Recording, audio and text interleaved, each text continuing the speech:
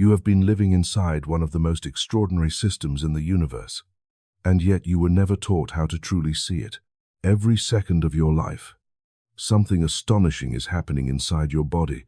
Blood is moving through an endless network of vessels. Electrical signals flash through billions of cells. Your heart pulses with a rhythm older than language, older than memory. And yet most people move through their entire lives believing that all of this is nothing more than biology, simple chemistry, mechanical reactions, a machine made of flesh. But what if that explanation is only the surface of a much deeper truth? Right now, as you are listening to these words, your heart is beating, not because you are telling it to beat, not because you consciously decided to activate it. It simply does. It began beating before you ever took your first breath, before you had a name, before you had a story. Something inside you ignited that rhythm, and that rhythm has continued without interruption for every moment of your existence. But the question very few people ever ask is this: what is truly driving that rhythm? Science will tell you it is an electrical impulse, a tiny spark generated within specialized cells of the heart known as pacemaker cells. These cells create a signal that spreads through the cardiac tissue, triggering contraction after contraction, beat after beat. But if you pause and think about this carefully, something remarkable begins to appear. The heart is not merely a pump, it is an electrical generator. It produces a measurable electromagnetic field that extends beyond the boundaries of your body. Every beat of your heart sends waves of energy through the space around you. In other words, your body is not silent. It is broadcasting. Your blood is not simply carrying oxygen and nutrients. It is part of a vast living circuit. Your cells communicate through electrical signals. Your nervous system operates like an immense network of wiring, transmitting information at incredible speed. Even your thoughts, those silent images and feelings that appear in your mind, are accompanied by patterns of electrical activity. If you could step outside of your physical senses and look at yourself from a different perspective, you would not appear as a solid object at all. You would look more like a storm of energy, a constantly shifting field of light and motion. But this is where the story becomes even more fascinating, because for centuries, ancient traditions across the world spoke about something inside the human body that modern science is only beginning to understand. They described currents of life force, invisible flows of vitality that move through channels inside the body. In different cultures, they gave it different names. Some called it prana, others called it chi. In mystical traditions, it was sometimes described simply as the breath of life. At the time, these ideas were dismissed by many as symbolic or spiritual metaphors. Yet today, as research into bioelectricity and cellular communication expands, we are beginning to see that the body truly does function through intricate electrical and energetic systems. Every cell in your body carries an electrical charge. The membrane of each cell maintains a voltage difference, a tiny potential that allows signals to move and information to be exchanged. When enough of these signals align, tissues respond, muscles contract, neurons fire, organs coordinate their behavior in astonishing harmony. Your body is not just a structure made of material components. It is a living network of electrical intelligence. And within that network flows your blood. Blood is often described as the river of life. But that description may be more literal than most people realize. Red blood cells carry iron, and iron is an element deeply connected with magnetism and electrical processes.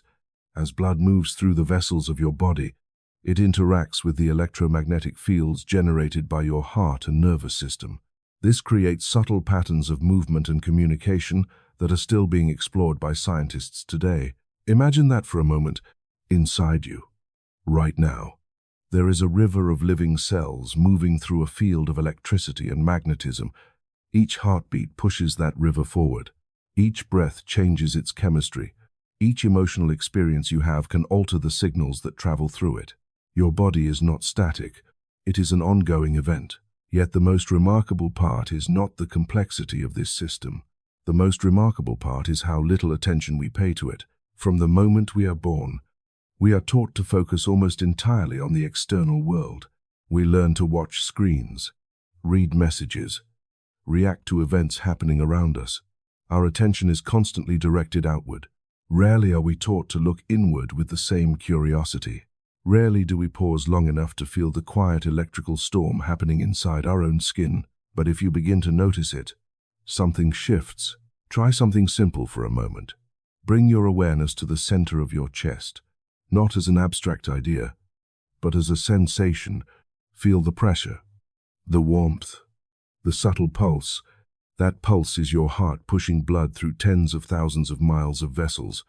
With every beat, energy spreads through your body like ripples across water. And those ripples do not stop at the surface of your skin. They extend outward, interacting with the environment around you. This means that your presence is not passive.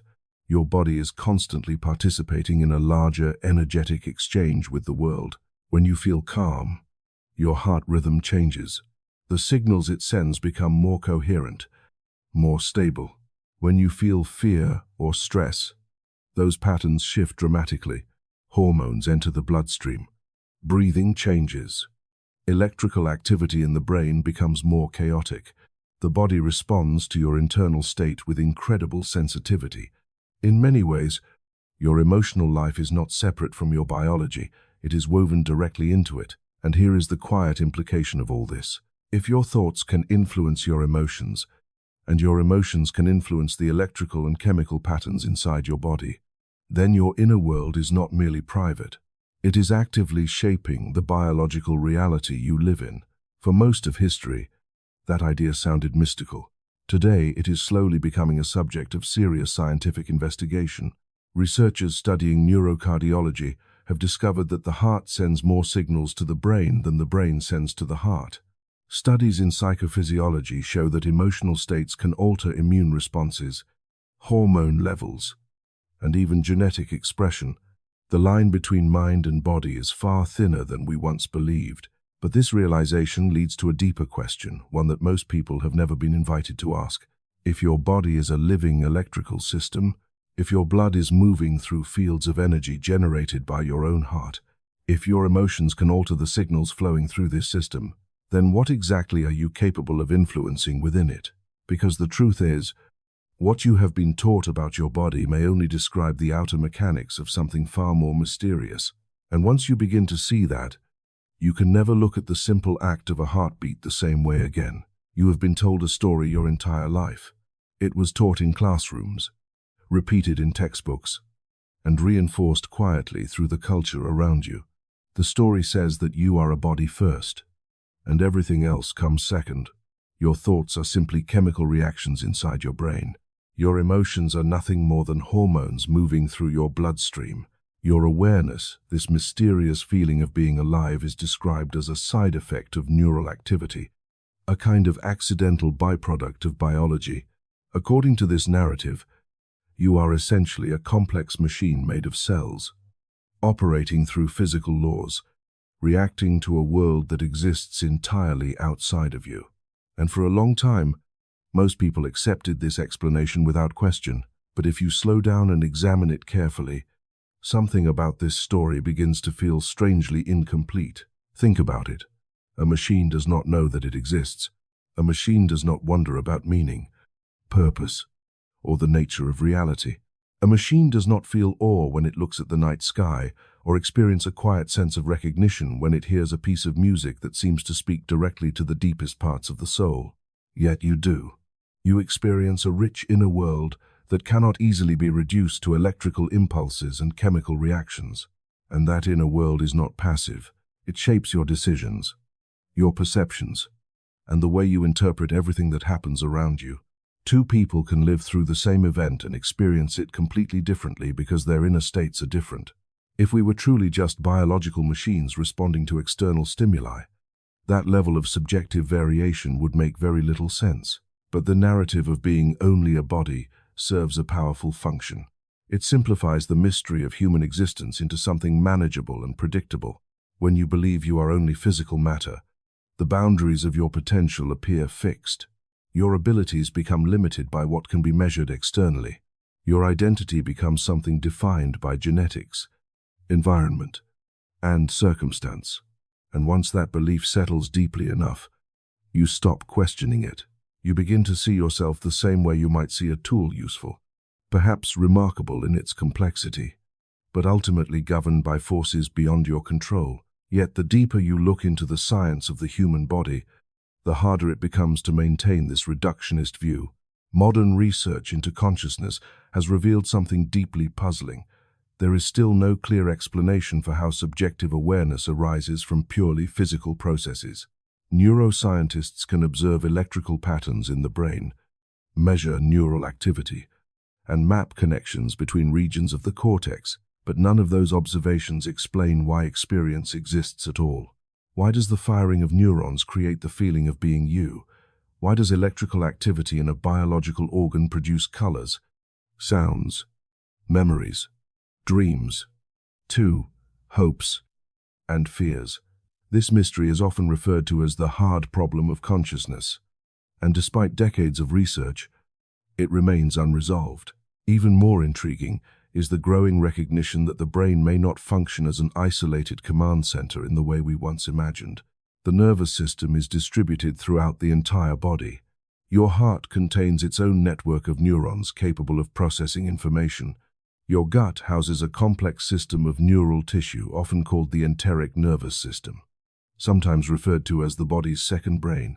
These systems constantly communicate with each other, exchanging signals through electrical impulses, hormones, and biochemical messengers. The result is a kind of living conversation taking place inside you at every moment. Awareness may not be confined to a single location in the skull. It may emerge from the dynamic interaction of the entire organism, but even that perspective might not go far enough, because when researchers study the electromagnetic fields generated by the body, another layer of complexity appears. Your brain produces measurable electrical activity, and so does your heart. In fact, the electromagnetic field generated by the heart is significantly stronger than that produced by the brain. These fields extend beyond the surface of the body and can be detected several feet away with sensitive instruments. This means that your body is not only processing information internally, it is also radiating patterns of energy outward into the environment around you. Now pause for a moment and consider what that implies. If your body produces measurable electromagnetic fields, and if those fields change in response to your emotional and mental states, then your inner experience is not sealed off inside your skull. It becomes part of a broader energetic interaction with the world around you. The boundary between inside and outside begins to blur, and yet the story of being only a body ignores this entirely. It treats consciousness as a minor detail and places all importance on the physical structure. But imagine for a moment that the relationship is reversed. Imagine that your body is not the origin of your awareness, but the instrument through which awareness expresses itself. In this view, the body becomes something closer to a receiver and transmitter, a biological interface, allowing consciousness to interact with the physical world. This idea might sound radical at first, but it echoes perspectives that have appeared repeatedly across history. Many philosophical traditions have suggested that the essence of a human being is not the body itself, but the awareness that inhabits it. The body changes constantly over the course of your life. Cells de- and regenerate. Neural pathways reorganize. Your physical appearance shifts over time, yet through all of these transformations, there remains a persistent sense of identity, a continuity of experience that you call I. That enduring sense of self is difficult to explain if the body alone defines who you are. Perhaps the real misunderstanding is not that the body is unimportant. On the contrary, the body is extraordinarily important. It is one of the most sophisticated biological systems ever known, but it may not be the whole story. It may be the visible surface of something far more profound. And this is where the lie of being only a body begins to unravel. Because once you start to see your body not as the source of consciousness but as its vehicle, your entire relationship with yourself begins to change. Your thoughts are no longer random electrical noise. Your emotions are not meaningless chemical fluctuations.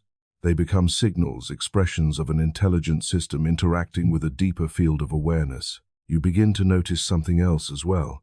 When your state of mind shifts, your physical state often shifts with it. Calm breathing can slow your heart rate. Gratitude can soften tension in the body. Fear can accelerate your pulse and tighten your muscles. These changes happen because the body and the mind are not separate systems competing for control. They are intertwined aspects of a single living process. So the next time someone tells you that you are just a body, pause before accepting that statement. Look at the complexity unfolding inside you every second. Look at the electrical patterns, the flowing blood, the subtle fields of energy extending beyond your skin, and then ask yourself a question that science is still struggling to answer. If all of this is happening within you right now, then who or what is the one experiencing it? If you place your hand on the table in front of you, it feels solid. It feels unquestionable. Your senses tell you that the object beneath your fingers is stable, fixed, and completely real in the most literal sense of the word. The same appears to be true for your own body. Your bones feel firm. Your muscles feel tangible, and the world around you seems built from hard surfaces and defined shapes. From the moment you were a child, this was the first lesson your senses taught you. The world is made of solid things, but the deeper science has looked into the nature of matter. The stranger that assumption has become, because at the most fundamental level, the solidity of the physical world begins to dissolve into something far more mysterious. Let's slow down and examine something very simple. Every object you see, your hands, the air around you, the chair you are sitting in is made of atoms. That is a fact taught in every basic science class. But what most people are never encouraged to visualize is the structure of those atoms. Imagine magnifying one atom until its nucleus is the size of a small marble. Now imagine placing that marble in the center of a massive sports stadium. Where would the electrons be? They would not be circling neatly close to the nucleus like tiny planets, as old textbook illustrations once suggested. Instead, they would exist somewhere near the outer edges of that stadium, moving in patterns that resemble clouds of probability rather than fixed particles. And between the nucleus and those electrons lies an enormous amount of empty space. In fact, if you were able to remove the empty space from the atoms that make up your body, you would collapse into something smaller than a grain of sand. Everything that appears solid, every wall, every mountain, every living creature is built primarily from space. The sensation of solidity arises not because matter is dense and continuous, but because the electromagnetic forces between atoms prevent them from occupying the same space.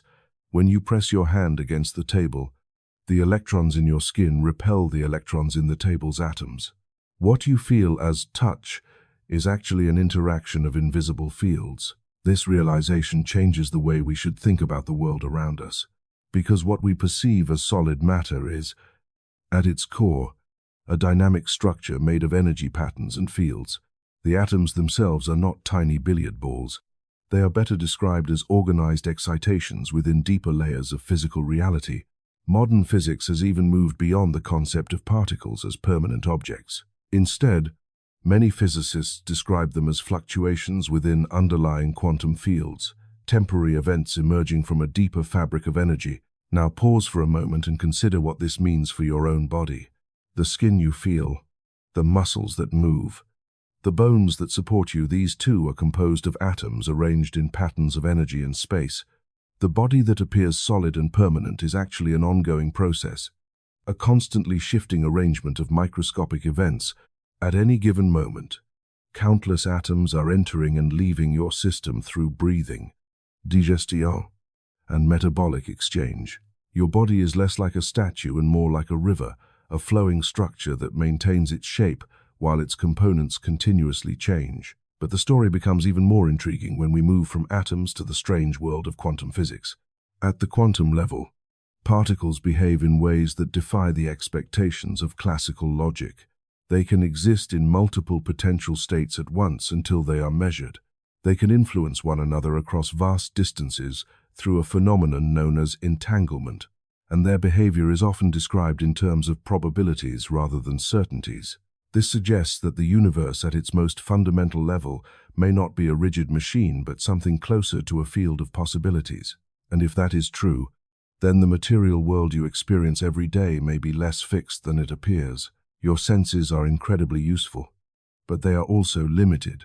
They evolved to help your ancestors survive in a physical environment, not to reveal the deepest nature of reality, what you see, hear, and touch is a simplified interpretation created by your brain. Your nervous system translates complex streams of information into images, sounds, and textures that allow you to navigate the world efficiently. But those interpretations are not the full story. Beneath the surface of what your senses report lies a far more fluid and energetic universe. This realization begins to challenge the old assumption that matter is the ultimate foundation of existence.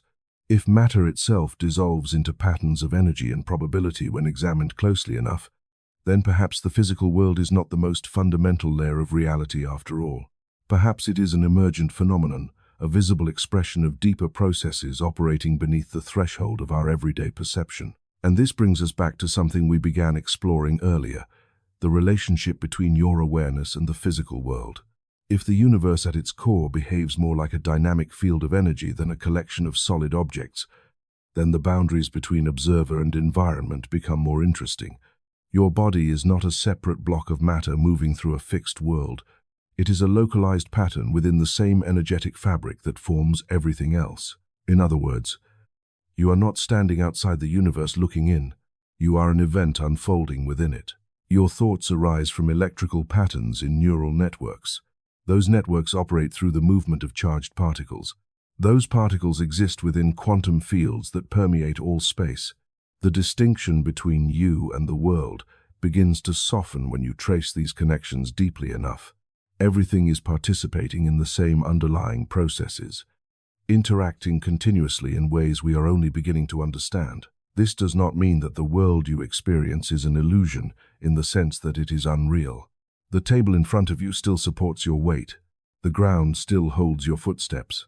But the solidity you perceive is a kind of surface-level stability emerging from deeper layers of motion and interaction. The universe is not static, it is alive with activity at every scale. And once you begin to see matter this way, something subtle shifts in your perspective. The body you inhabit no longer appears as a rigid object trapped inside a mechanical universe. It becomes a dynamic pattern of energy, interacting with an even larger field of energy. The boundaries between what you are and what surrounds you become less absolute, more fluid, more interconnected, which leads to a fascinating realization. If the world you experience is not truly solid in the way it appears, then the structure of reality may be far more flexible than your senses have led you to believe. You spend your entire life inside your body, yet most of the time you move through the world almost completely disconnected from it. Your attention is pulled outward to conversations, screens, tasks, problems, deadlines. The body becomes something you carry around like a background device. You notice it only when it demands attention, a sudden pain, a wave of fatigue, a tightness in your chest. But beneath this ordinary experience lies something extraordinary. Your body is constantly communicating with you. Every sensation, every subtle shift of tension or warmth or pressure is part of a language, a quiet map that reveals what is happening within your nervous system, your emotions, and your energy. And learning to read that map may be one of the most powerful abilities you can develop right now. If you pause for just a moment and turn your attention inward, you will begin to notice something interesting. Your body is not silent. There is always something happening beneath the surface of your awareness. A slight vibration in your hands, the rhythm of your breathing, the pressure of your feet against the ground, perhaps a faint pulse behind your temples or a gentle expansion and contraction in your chest. These sensations are not random. They are signals generated by a vast network of nerves, muscles, blood vessels, and electrical impulses. They form what scientists often refer to as interoception, the ability of the brain to sense and interpret the internal state of the body. But interoception is more than just biological monitoring. It is a doorway into a deeper understanding of yourself. Imagine your body as a living map, not a map of streets or countries, but a map of signals. Every region of your body reflects something about your internal state. When stress rises, the shoulders tighten. When fear appears, the stomach contracts. When calm settles in, the breath becomes slower and deeper. These patterns are so common that we often ignore them, assuming they are simply automatic reactions. Yet they carry valuable information. The body is constantly registering your environment. processing emotional experiences, and adjusting its internal balance. The sensations you feel are the surface expressions of these hidden processes. The problem is not that the signals are absent. The problem is that most people have never been taught how to listen. From childhood onward, you were trained to prioritize thinking over sensing. You learned to analyze situations, plan response, and interpret information through language and logic. These skills are incredibly useful, but they can also pull you away from the immediate experience of your body. Over time, many people become so focused on mental activity that they lose awareness of the subtle sensations unfolding beneath their thoughts. The map is still there, but they no longer know how to read it. This is where something called a somatic scan becomes powerful. A somatic scan is simply the practice of bringing focused attention to different areas of the body, noticing what is happening there without immediately trying to change it. At first, this might seem almost too simple to matter, but when you do it carefully, something remarkable happens. Sensations that were previously invisible begin to appear. Tension you did not realize you were holding becomes obvious. Areas of warmth, heaviness, or lightness begin to stand out against the background of your awareness. Try it for a moment. Bring your attention to your hands. Not just the idea of your hands, but the direct sensation of them. Notice the subtle pressure where your fingers rest against each other. Feel the temperature of your skin. Pay attention to the faint pulsing that may be present in your fingertips. These sensations were there before you noticed them. Your awareness simply had not been directed toward them. Now move that attention slowly to your shoulders. Are they relaxed? Or are they slightly raised? Is there a sense of heaviness, tightness, or ease? Perhaps there is a small contraction you had not realized was present. That contraction might be the residue of a conversation, a deadline, or a lingering emotional reaction. The body stores these patterns quietly until you bring awareness back to them. Continue downward into your chest. Notice the movement of your breath. Is it shallow or deep, smooth or slightly restricted? The breath is one of the most immediate indicators of your internal state. When your nervous system enters a calm, regulated mode, the breath naturally becomes slower and more fluid. When stress appears, the breath often shortens and becomes irregular. By observing the breath without forcing it to change, you begin to see how closely your physical sensations are tied to your emotional world. As you practice this kind of scanning more regularly, the map becomes clearer. You begin to recognize patterns. Certain emotions might always appear as pressure in the chest. Certain environments might create tension in the neck or jaw. Moments of clarity might feel like expansion in the body, while confusion might feel like heaviness or constriction.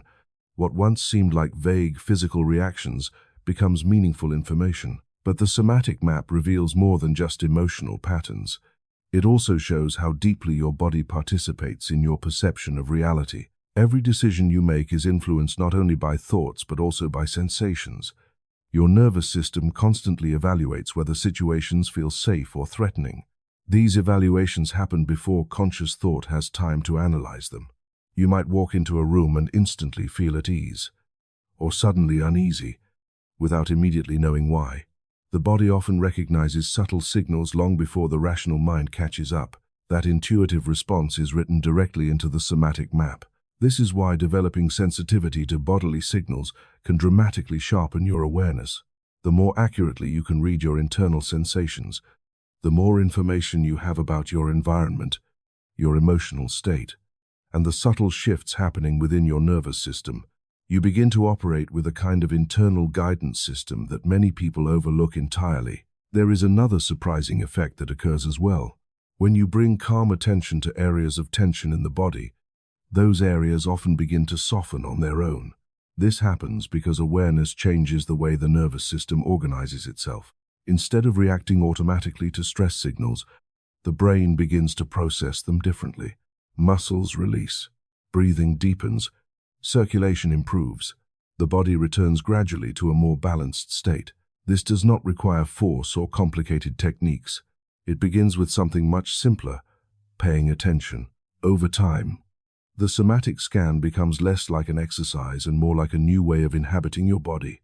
You walk through the world with a subtle awareness of what is happening inside you. The body stops feeling like a background machine and starts feeling like an intelligent partner in your experience of life. Its signals become meaningful rather than distracting, and the deeper you explore this hidden map, the more you begin to realize something important. Your body has been speaking to you every moment of your life. The real question is, are you finally ready to listen? There is something extraordinary about the fact that you can go several minutes without moving, hours without eating, and days without drinking water, but only a few minutes without breathing. Breath sits at the strange border between the automatic and the intentional. Most of the time it happens on its own, quietly, rhythmically, without asking for your attention. Yet, at any moment, you can take control of it. You can slow it down, deepen it, accelerate it, hold it. This simple act, breathing, connects the unconscious systems of the body with your conscious awareness in a way very few other processes do. And because of that, breath has been regarded for centuries as the key to awakening something deeper inside the human system. Right now, if you pause and notice your breathing, you will see that it already carries information about your internal state. When you are calm, the breath flows slowly and evenly. When anxiety appears, it becomes shallow and irregular. When excitement rises, the rhythm changes again. The breath mirrors your emotions like a living barometer of the nervous system. But what many people do not realize is that this relationship works in both directions. Your emotions influence your breathing, but your breathing can also influence your emotions, your physiology, and the electrical patterns inside your body. Each breath you take brings oxygen into the bloodstream, feeding billions of cells. But oxygen is only part of the story. Breathing also alters the balance of carbon dioxide in your blood, which affects the acidity of your tissues and the way hemoglobin releases oxygen into the cells. At the same time, every inhale and exhale activates receptors in the lungs and diaphragm that send signals directly to the brainstem and the vagus nerve. These signals help regulate heart rate, blood pressure, and the balance between the sympathetic and parasympathetic branches of your nervous system, the systems responsible for stress and relaxation. In other words, breathing is not just a mechanical exchange of gases. It is a regulatory mechanism that can shift the entire internal state of your body. But there is another layer that ancient traditions understood long before modern physiology began mapping these processes. Many of them described breath as the carrier of life force. In yogic traditions, it was called prana, the subtle current that animates living systems. In Chinese medicine, it was referred to as qi, the flowing vitality that moves through energetic channels in the body. While the language of these traditions may differ from modern scientific terminology, the central observation remains strikingly consistent. When breathing changes, the energy of the body changes. You may have already experienced hints of this without realizing it. Think about moments when your breath suddenly deepened after a long sigh. That exhale often brings an immediate feeling of relief, as if tension is draining from your muscles.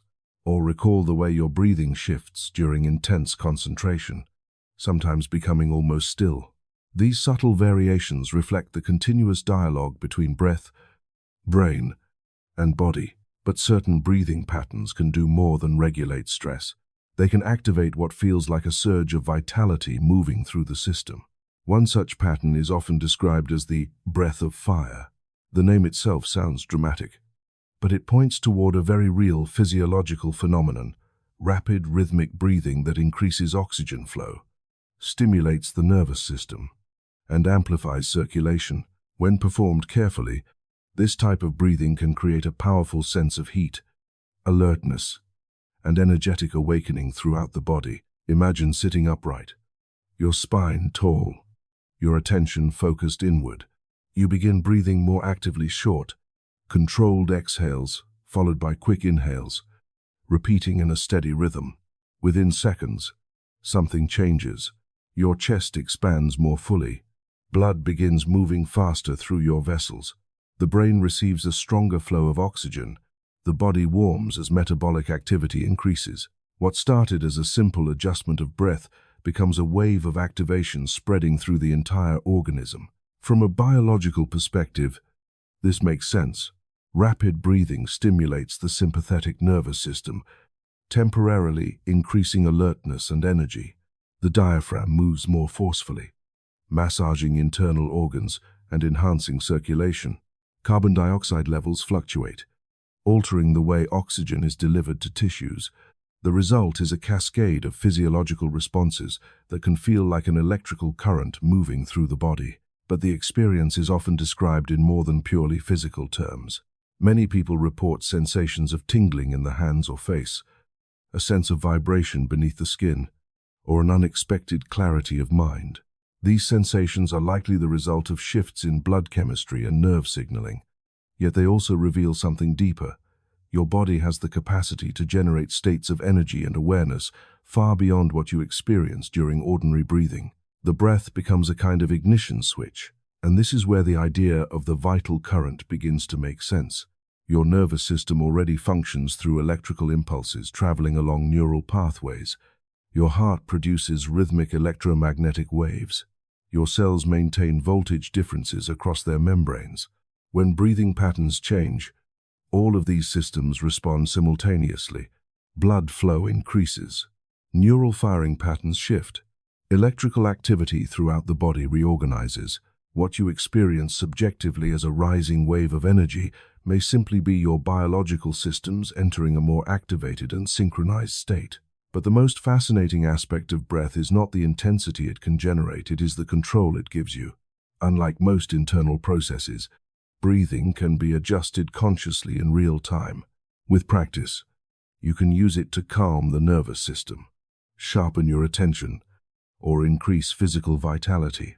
The breath becomes a bridge between your conscious intentions and the deeper autonomic processes that sustain life. When you begin to explore this intentionally, a new relationship with your body emerges. Instead of feeling like a passenger inside a biological machine, you begin to feel like a participant in its regulation. Your breathing becomes a tool you can use to influence your internal state. Slow breaths can dissolve anxiety. Rhythmic breathing can sharpen focus. Powerful breathing patterns can awaken energy when fatigue sets in. What once seemed automatic becomes something you can guide. And this realization leads to a subtle but powerful shift in perspective. If something as simple as breath can change your heart rate, your emotional state, and the electrical patterns inside your brain, then the body is far more responsive to your awareness than you may have believed. The systems sustaining your life are not completely outside your influence. They are responsive, adaptive, and deeply interconnected with the way you direct your attention. Every inhale becomes a signal. Every exhale becomes a release. The question is no longer whether breath has power. Your body demonstrates that with every cycle of air moving through your lungs. The real question is this: what happens when you stop breathing unconsciously and start breathing with intention? Look at your hands for a moment, not casually, the way you usually do, but with the kind of attention you might give to something mysterious. These two structures at the ends of your arms have shaped nearly everything in the human world. With them you build cities, write ideas, create art, comfort a child, defend yourself, express emotion, and communicate meaning even without words. But the hands are not simply tools for manipulating the physical environment. Beneath the surface of skin, bone, and muscle lies a dense network of nerves and sensory receptors that make the hands one of the most sensitive regions of the entire body. In fact, a large portion of your brain's sensory cortex is devoted to interpreting signals from them. This alone should tell you something important. Your hands are not just instruments of action, they are instruments of perception. Every movement of your fingers is guided by electrical impulses traveling along neural pathways. When you touch an object, specialized receptors in the skin immediately detect pressure, temperature, vibration, and texture.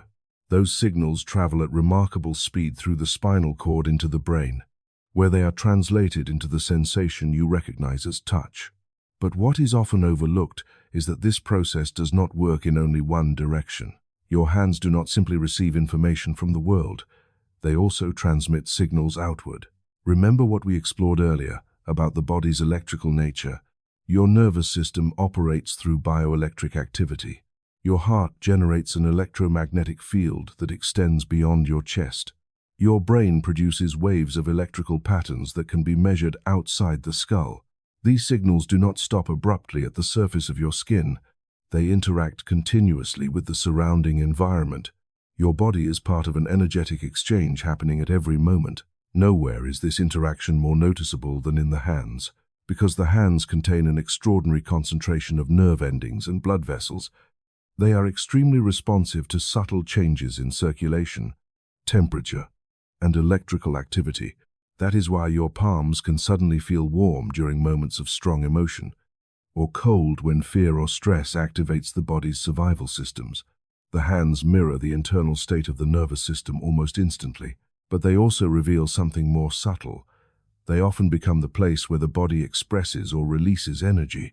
You may have noticed this in simple situations. When people feel anxious, they rub their hands together. When they feel relief, they place their hands over their chest. When someone else is suffering, the instinctive response is often to reach out and touch them, placing a hand on a shoulder, a back, or an arm. These gestures are not random habits. They reflect something deeply wired into the human nervous system. Touch changes physiology. Research into interpersonal touch has shown that even brief contact can lower stress hormones, slow heart rate, and activate the parasympathetic nervous system, the branch responsible for rest and recovery. When a caring hand touches the body, signals travel through sensory nerves to the brain, releasing neurochemicals associated with safety and connection. In other words, the body recognizes supportive touch as a form of regulation. But there is an even more intriguing possibility hidden within this process. Because if your hands are rich with sensory nerves and capable of transmitting electrical signals through contact, then they may function as something like biological antennas, points where the body's internal signals meet the external world. Consider a simple experiment. Hold your hands a few inches apart, palms facing each other. Now, bring your attention fully into your hands. Relax your shoulders.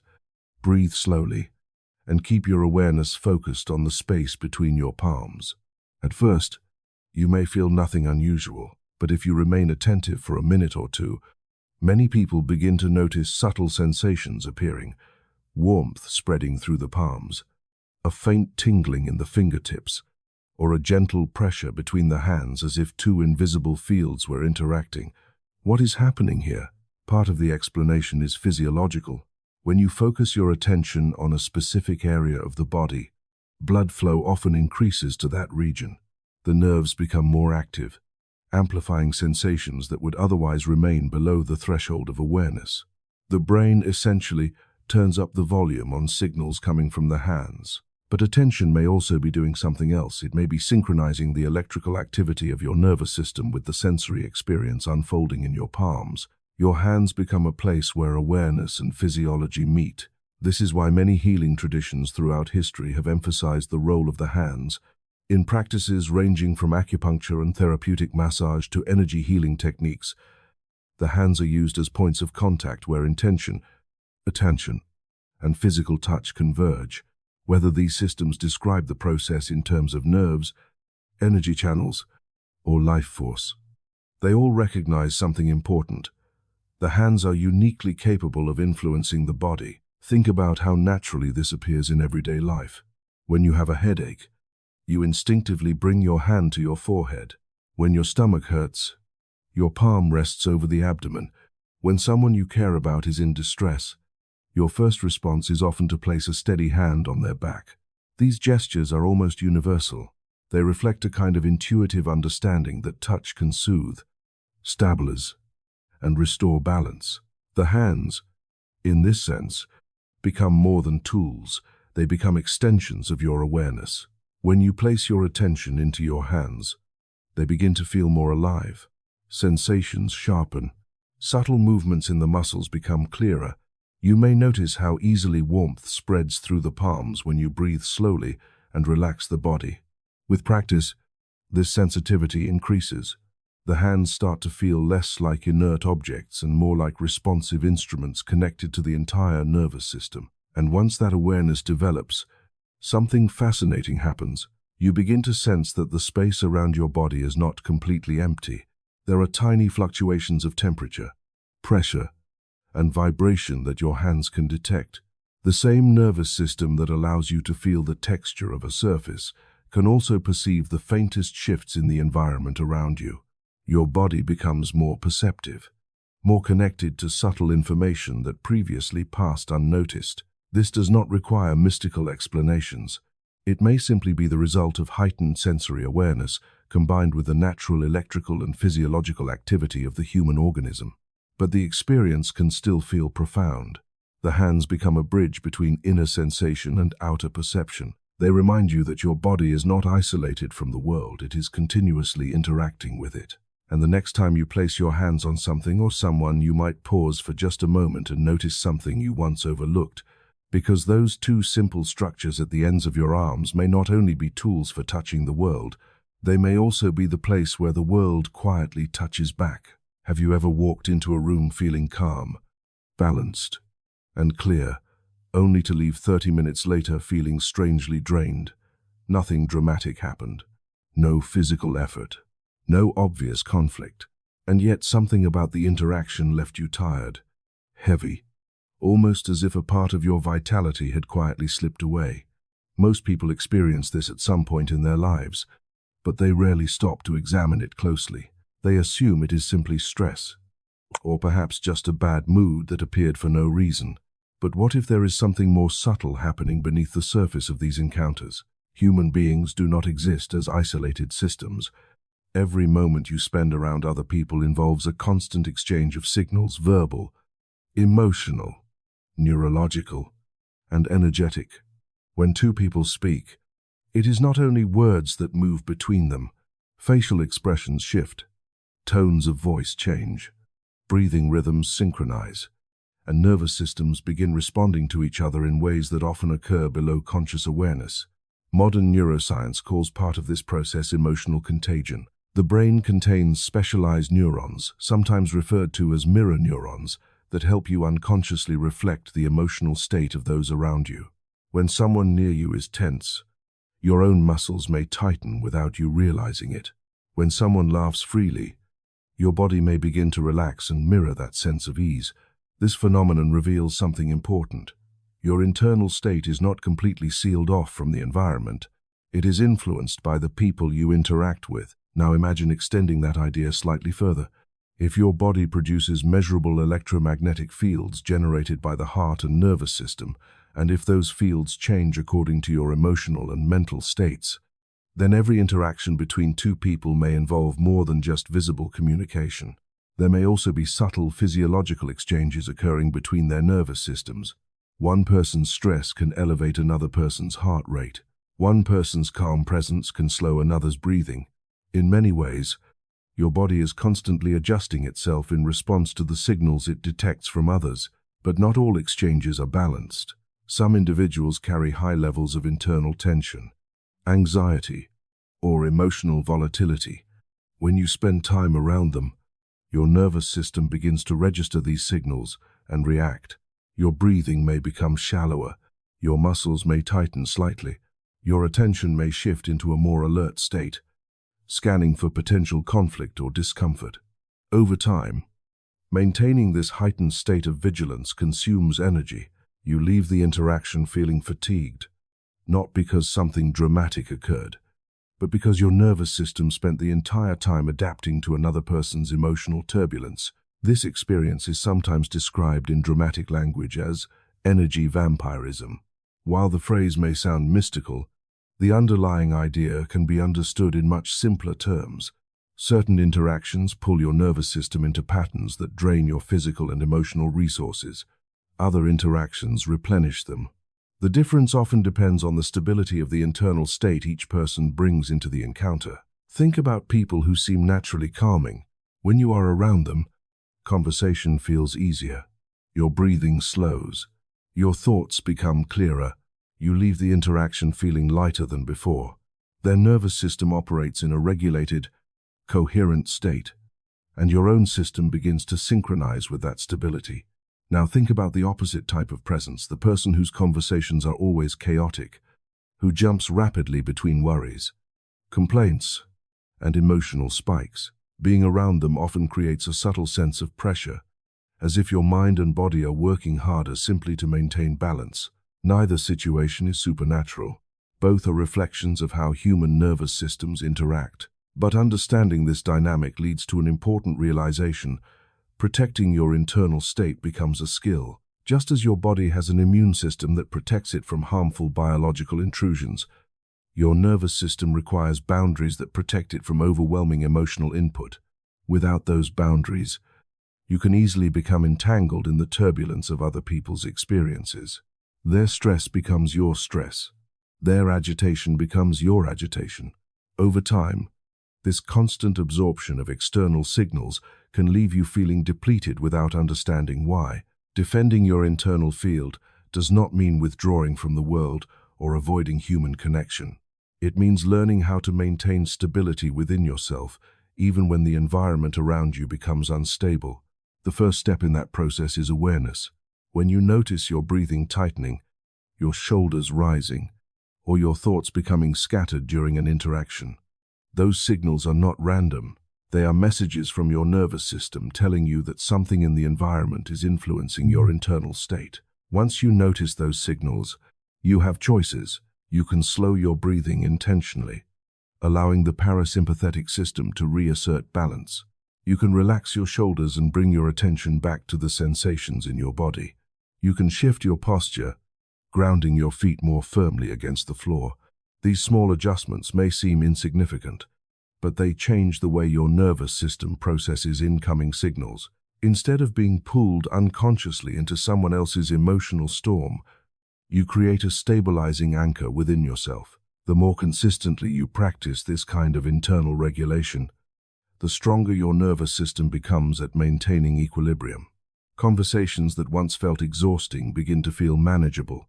Situations that previously triggered anxiety become easier to navigate.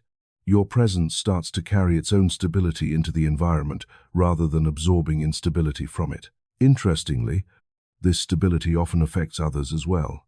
When your nervous system remains calm, the signals you send through your voice, posture, and facial expressions communicate safety rather than tension. People around you may begin to relax without understanding why. The interaction shifts from a draining exchange to a balanced one. In this sense, defending your field is not about resisting others. It is about strengthening the coherence of your own internal system, because the truth is that your body is constantly broadcasting signals through posture, breath, tone, and subtle electrical activity. When those signals are chaotic, they amplify chaos around you. When they are stable, they create space for balance to emerge. The field you carry within you becomes the environment you bring into every interaction. And once you understand that, the question changes. The issue is no longer whether other people's emotional states can influence you. They can. The real question is whether your own internal stability is strong enough to remain centered even when someone else's storm begins to rise. There is something powerful about the moment when two people lock eyes. For a brief instant, conversation can stop. The surrounding noise fades, and attention narrows into a single point of contact. The gaze is one of the oldest forms of communication between human beings. Long before language developed, our ancestors relied on the eyes to read intention, detect threat, signal trust, and establish connection. Even today, a single glance can reveal more about a person's internal state than a paragraph of carefully chosen words. But what makes the gaze so powerful is not just what you see in another person, it is what happens inside you when attention becomes fully focused. Your eyes are not passive cameras capturing images from the world. They are extensions of the brain. The retina itself is made of neural tissue, directly connected to deeper regions of the nervous system through the optic nerve. When you look at something, your brain is not merely receiving visual data. It is actively interpreting patterns, evaluating signals, and adjusting your internal state in response. This means that vision is not simply perception, it is participation. The act of looking engages the entire nervous system. Now consider what happens when your attention becomes intensely concentrated. Imagine focusing your gaze steadily on a single object or person without distraction. Your breathing slows slightly. Your body becomes more still. Neural activity in the brain begins to organize around that point of focus. In many ways, attention behaves like a beam of light. It gathers scattered mental energy and directs it toward a specific target. The longer you maintain that focus, the more coherent your internal state becomes. This is why eye contact can feel so powerful in human interaction. When two people hold each other's gaze, their nervous systems begin exchanging information at remarkable speed. Tiny movements in facial muscles reveal emotional signals. Pupils dilate or contract depending on interest or tension. Micro-expressions flicker across the face faster than conscious awareness can register. Your brain is constantly decoding these signals, building an immediate sense of whether the other person feels safe, confident, hostile, curious, or uncertain. But there is another dimension to the gaze that many people overlook. The eyes do not only receive information, they also broadcast intention. Think about moments when someone looked at you with unmistakable focus. Perhaps it was a teacher commanding a silent classroom, a leader addressing a crowd, or even a stranger whose gaze felt unusually intense. You might not have known exactly why, but you could feel the presence of their attention almost physically. The gaze carried a kind of direction, a sense that their awareness was reaching toward you rather than simply observing. This phenomenon is partly explained by the way attention organizes your body. When you focus strongly on something, your posture adjusts, your facial muscles align, and subtle changes occur in your breathing and nervous system. These shifts alter the signals your body sends outward through voice tone, body language, and the electromagnetic patterns produced by neural activity. The result is a presence that others can perceive even if they cannot explain it.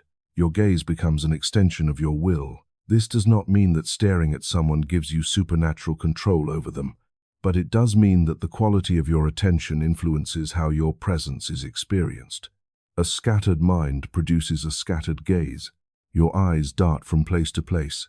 Your body shifts restlessly, and the signals you send outward become inconsistent. People often interpret this as uncertainty or lack of confidence. A focused mind produces something very different. When your attention is steady, your gaze becomes calm and direct. Your movements slow. Your nervous system enters a more coherent state. Others may perceive this as confidence, authority, or quiet intensity. The difference lies not in the eyes themselves, but in the organization of the awareness behind them. You may have noticed how certain individuals seem capable of commanding attention the moment they enter a room. Often this has less to do with physical appearance and more to do with the clarity of their focus. Their gaze does not wander aimlessly. When they look at someone, their attention is fully present in that moment. This creates a sense of connection that people instinctively recognize. The fascinating gaze is not about intimidation or dominance. It is about presence. Try something simple the next time you speak with someone. Instead of letting your attention drift between your thoughts, the room, and your phone, allow your awareness to settle fully into the interaction. Look at the person in front of you without forcing intensity, simply maintaining steady attention. Notice how the quality of the conversation changes. When your mind stops scattering itself across multiple distractions, the signals you send through your eyes become clearer. The other person often responds by becoming more attentive as well. This effect becomes even stronger when intention enters the picture. Your thoughts influence subtle changes in your facial expression, posture, and tone of voice. When your intention is calm and constructive, those signals create a sense of safety in the interaction. When your intention is conflicted or aggressive, the body transmits tension even if your words appear neutral. In this sense, the gaze becomes a mirror of the inner state. But there is another intriguing aspect to sustained attention. Neuroscientists studying meditation and concentration have observed that focused awareness can alter patterns of neural activity in the brain. Regions associated with distraction become quieter, while areas responsible for sustained attention grow more active. Over time, this training strengthens the brain's ability to maintain clarity and emotional regulation. The fascinating gaze may therefore reflect something deeper than social influence. It may be the outward expression of an internally disciplined mind. When your attention is scattered, your will is weak because it is divided. When your attention becomes steady, your will becomes more coherent. The eyes simply reveal the level of alignment behind them. So the next time you notice someone whose gaze seems unusually compelling, consider what you may actually be perceiving. It may not be the eyes themselves that hold your attention. It may be the quiet force of a mind that has learned how to direct its focus and keep it there. Think about the last time you felt a strong emotion. Perhaps it was anger, rising suddenly like heat in your chest. Perhaps it was fear tightening your stomach. Or maybe it was sadness that seemed to weigh heavily on your shoulders and slow your breathing. In those moments, the emotion did not exist only in your mind. You felt it physically. Your heart rate changed. Your muscles reacted. Your breathing shifted. Your body responded as if something real had entered your system. And in a sense, it had, because emotions are not just thoughts, they are physiological events moving through the body. Now imagine something simple. When you eat food, your body begins a process called digestion. The stomach breaks the food down with acids and enzymes. Nutrients are extracted, absorbed into the bloodstream, and transported to the cells where they become energy and building material. But not everything that enters the digestive system is useful. Some elements are waste. The body identifies them and eliminates them. Digestion, in other words, is a process of transformation, turning what you take in from the outside world into something your body can use while releasing what it cannot. What if emotions work in a similar way? Every day, your nervous system absorbs experiences from the environment around you, conversations, conflicts, expectations, disappointments, moments of joy, moments of tension. These events do not simply vanish once they happen. They enter your internal world and trigger physiological responses. Hormones are released. Muscles contract or relax. Electrical patterns in the brain shift. The emotional event becomes something your body must process. But here is where things become interesting. Unlike food digestion, emotional digestion is rarely taught. When people experience difficult emotions, the most common response is avoidance. They distract themselves, suppress the feeling, or push it aside in order to continue functioning. On the surface, this seems efficient, but the nervous system does not simply erase the emotional signal. If the experience is not processed, it often remains active in subtle ways. The body carries tension. Breathing becomes restricted. Thoughts loop repeatedly around the same unresolved situation. You have probably felt this before. A conversation from earlier in the day keeps replaying in your mind. A moment of embarrassment or frustration lingers long after the event has ended. Your body may still feel restless, tight, or agitated even though nothing is happening in the present moment. This is not weakness. It is unfinished emotional digestion. The body has registered an experience, but it has not yet fully processed it. Now consider something fascinating about the language we use for emotions. When people feel anxiety, they often say they have a knot in their stomach. When anger rises, they speak of feeling heat in the body. When someone holds resentment for a long time, they sometimes describe it as something burning inside. These descriptions are not poetic exaggerations. They reflect real physiological changes. The digestive organs, the nervous system, and the endocrine system all respond to emotional events. In fact, the gut contains one of the most complex neural networks in the human body. This system, sometimes called the enteric nervous system, contains millions of neurons capable of operating independently of the brain. It communicates continuously with the central nervous system through the vagus nerve, sending signals about the body's internal state. This is one reason why emotional experiences often appear first as sensations in the stomach or abdomen. The body is literally processing emotional information through the same biological systems that process food. And this is where the idea of the inner fire begins to make sense. In many ancient traditions, the center of the abdomen was described as the seat of transformation. Yogic practices speak of an energetic fire located near the navel, responsible for converting both food and experience into usable energy. Chinese medicine refers to a similar concept through the idea of the dantian, a center of vitality and balance in the lower abdomen. While the language differs across cultures, The underlying observation is remarkably consistent. The region of the body associated with digestion is also deeply connected to emotional processing. When an emotion enters your system, it creates energy in the body. Anger generates heat and muscular tension. Fear activates the stress response, accelerating the heart and sharpening attention. Grief slows movement and alters breathing. These reactions are not random disturbances. They are biological signals designed to help you respond to situations in the environment. But once the moment passes, that energy must be integrated and released. If it is not, the body holds onto it. Over time, unprocessed emotional energy can accumulate as chronic tension, fatigue, or persistent mental loops. The nervous system remains partially activated even when there is no immediate threat. The digestive organs may become sensitive or unsettled. Sleep may become restless. These patterns are not simply psychological, they are physiological consequences of incomplete emotional processing. So how does emotional digestion actually occur? It begins with awareness. When you allow yourself to notice the physical sensations associated with an emotion instead of pushing them away, the nervous system begins to process the experience more completely.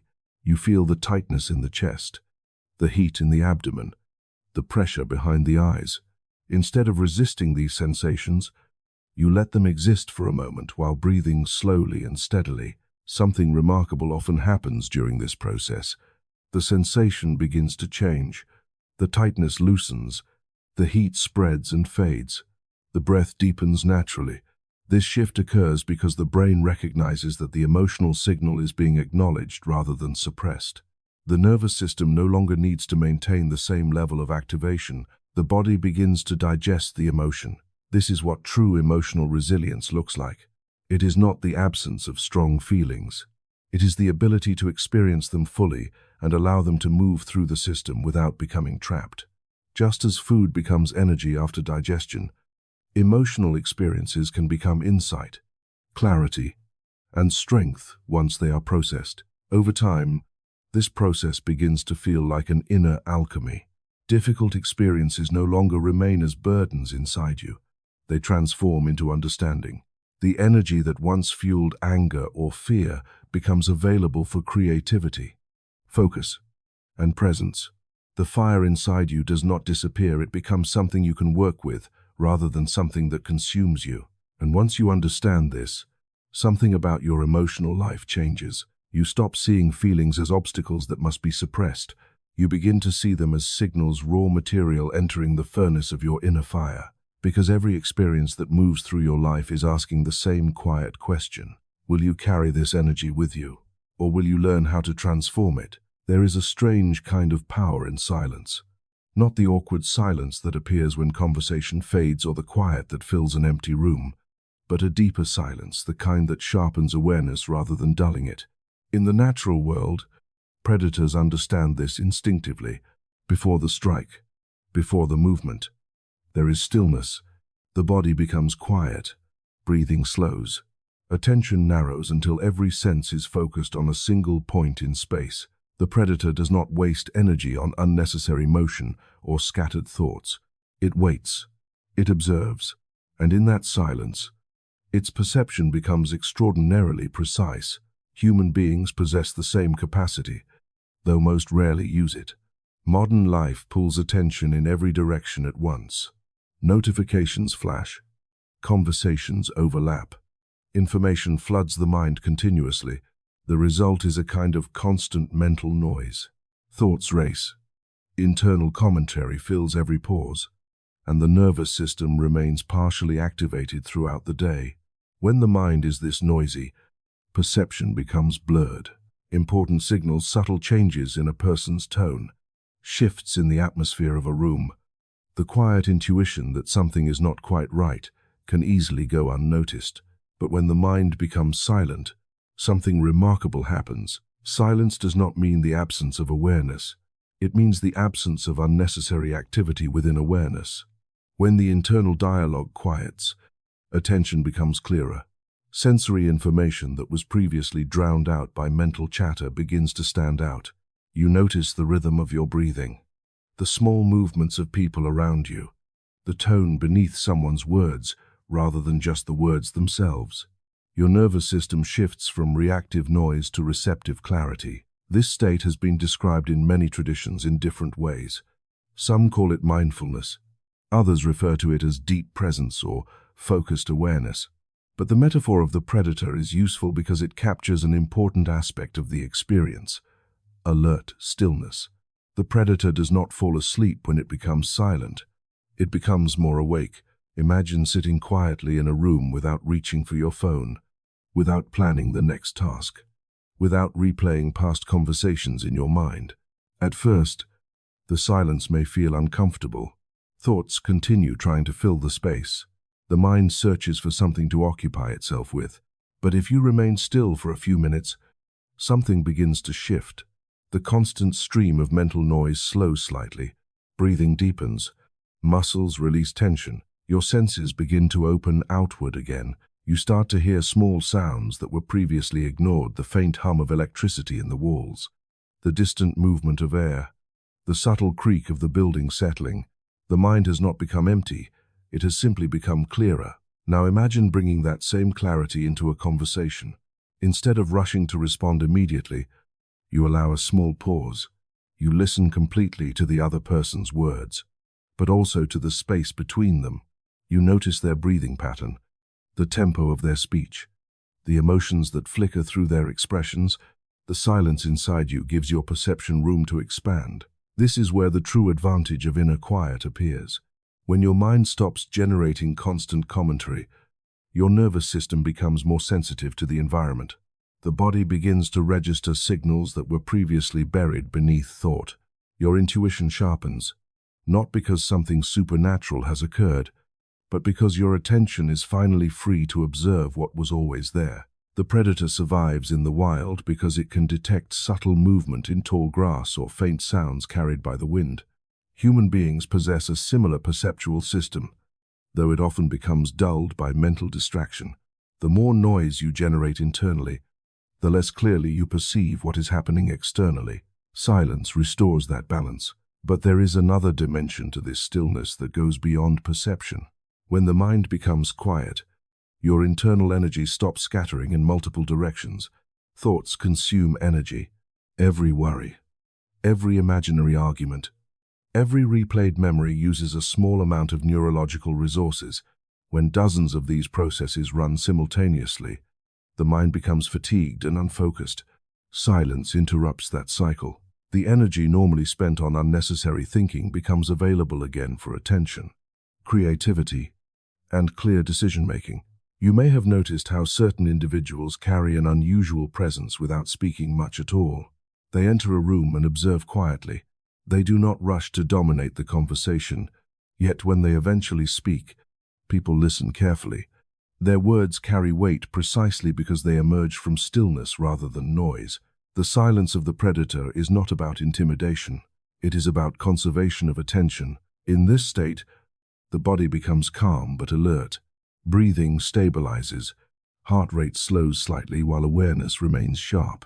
The nervous system enters a balanced mode in which perception is heightened but tension is reduced. You become less reactive to minor disturbances and more capable of responding deliberately when something truly requires action. This ability is particularly valuable in situations of emotional intensity. When conflict appears, most people react automatically. Their voices rise, their breathing quickens, and their thoughts race ahead of their words. But someone who has cultivated inner silence can pause in the middle of that storm. The pause creates space between stimulus and reaction. Within that space lies the freedom to choose a response rather than simply repeating old patterns. This is the quiet strength behind composure. Silence also reveals something about the nature of thought itself. When you observe the mind carefully, you begin to notice that thoughts appear and disappear on their own. They rise into awareness, linger briefly, and fade away. You do not have to chase each one. When you allow them to pass without grabbing hold, the mind gradually becomes less cluttered. The background noise that once seemed unavoidable begins to fade, and in that quiet space, a different kind of intelligence begins to emerge, one that is not frantic or reactive, but steady and clear. The predator does not strike because it is restless. It strikes because it has waited long enough to see the moment clearly. In the same way, the silence within you is not empty. It is preparation, because when the mind finally becomes still, you begin to notice everything that noise once concealed. Think about how often your mind returns to people who are not even present. A conversation from yesterday replays again and again in your thoughts. A disagreement from years ago still triggers a subtle tension in your chest. Someone who once hurt you appears suddenly in memory, and with that memory comes the familiar wave of emotion, anger, sadness, resentment, or regret. In that moment, the person may be hundreds of miles away, yet the emotional reaction unfolds inside your body as if the interaction were happening right now. Your breathing shifts, your muscles tighten, and your thoughts begin circling around the same narrative once again. It is almost as if an invisible thread still connects your nervous system to theirs. This experience is so common that most people never question it. They assume memories simply work this way. But if you observe the pattern carefully, something interesting becomes clear. The emotional response does not come from the other person in the present moment. It comes from the way your mind continues to hold the connection internally. The body reacts because the brain interprets the memory as a signal worth responding to. In other words, the thread is not actually outside of you. It exists in the patterns of attention and emotion your nervous system has learned to repeat. Many traditions describe these lingering connections metaphorically as energetic cords. While the language may sound mystical, the metaphor captures a very real psychological and physiological phenomenon. When you share intense experiences with someone, especially experiences involving strong emotion, the brain forms neural associations linking that person to specific feelings and reactions. The next time you think about them, those same neural pathways activate again, recreating the emotional state associated with the original event. The connection persists because your attention continues feeding it. Now consider what happens when this process repeats over months or years. The memory becomes stronger. The emotional response becomes faster. Eventually, the mere mention of the person's name can trigger a cascade of reactions throughout the body. Stress hormones rise, muscles tighten, and thoughts begin defending or replaying old conflicts. At this point, the connection is no longer simply a memory. It has become an automatic pattern. This is what people often mean when they speak about emotional entanglement. The difficulty is not that relationships exist. Human beings are deeply social creatures, and the bonds we form with others shape our lives in meaningful ways. The problem appears when those bonds remain active long after the relationship itself has ended or changed. The nervous system continues reacting to signals that are no longer relevant to the present moment. Emotional energy remains tied to past events instead of being available for the life unfolding now. So what does it mean to cut the cord? It does not mean forgetting the past or pretending that experiences never happened. Memory will always exist. Instead, cord cutting refers to something more subtle, withdrawing the continuous emotional investment that keeps old patterns alive. It means allowing the memory to remain as information while releasing the charge that causes the body to react each time the thought appears. The process begins with awareness. When the image of a particular person enters your mind and you notice your body responding, perhaps a tightening in the stomach, a rush of irritation, or a heaviness in the chest, you pause. Instead of immediately following the chain of thoughts that normally unfolds, you observe the sensation directly. You notice the breath, the tension, the movement of emotion through the body. By doing this, you interrupt the automatic loop between memory and reaction. Something interesting often happens in that pause. The emotion begins to soften slightly. The body recognizes that it does not need to escalate the response because the mind is no longer feeding the story that sustains it. The nervous system shifts from reaction toward regulation, but radical detachment goes even further. It involves changing the way you interpret the connection itself. Many people unconsciously believe that holding on to resentment or unresolved emotion gives them a sense of control or justice. Letting go can feel like surrendering something important. Yet in reality, holding on to the emotional charge keeps your nervous system tied to the past. The other person may have moved on entirely while your mind continues replaying the event internally. Detachment does not excuse harmful behavior or erase boundaries. Instead, it removes the ongoing emotional contract that binds your internal state to someone else's past actions. You stop investing energy into the narrative that keeps the connection alive. One practical way to experience this shift is through visualization. Close your eyes for a moment and imagine the person or situation that still carries emotional weight for you. Notice how your body reacts when the image appears. Now imagine a thin thread extending from your chest to that person, symbolizing the attention and emotional energy that has flowed between you. This thread is not something they control. It exists because your mind continues holding onto the connection. Now imagine gently releasing it. You do not need to cut it violently or with anger. Simply allow the thread to dissolve, as if it were made of mist evaporating in the air. As it fades, bring your attention back into your own body, into your breathing, your posture, the sensation of your feet on the ground. The energy that once flowed outward begins returning inward. Your nervous system settles into its own rhythm again. At first, the mind may try to recreate the connection by replaying old thoughts. This is normal. The brain is accustomed to following familiar pathways. But each time you notice the pattern and bring your awareness back to the present moment, the pathway weakens slightly. Over time, the emotional charge attached to the memory begins to dissolve. The person still exists in your history, but they no longer control your internal state. This is what radical energetic detachment truly means. It is not coldness or indifference. It is the decision to stop allowing past interactions to dictate your present experience. Your emotional energy becomes something you consciously direct rather than something automatically pulled toward old attachments. And when that shift happens, something else becomes possible. The attention that once remained trapped in unfinished emotional loops becomes available again for your own growth, creativity, and presence. Instead of carrying invisible threads connecting you to the past, you move through life with greater clarity and freedom, because in the end, cutting the cord is not really about separating from another person. It is about reclaiming the energy that has always belonged to you.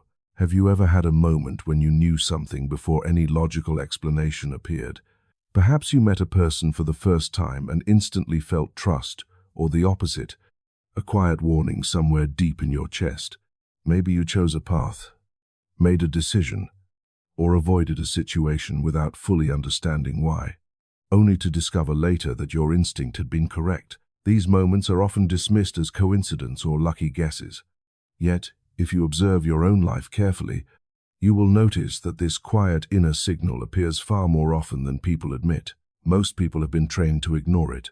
From childhood, you were taught that knowledge comes primarily through analysis.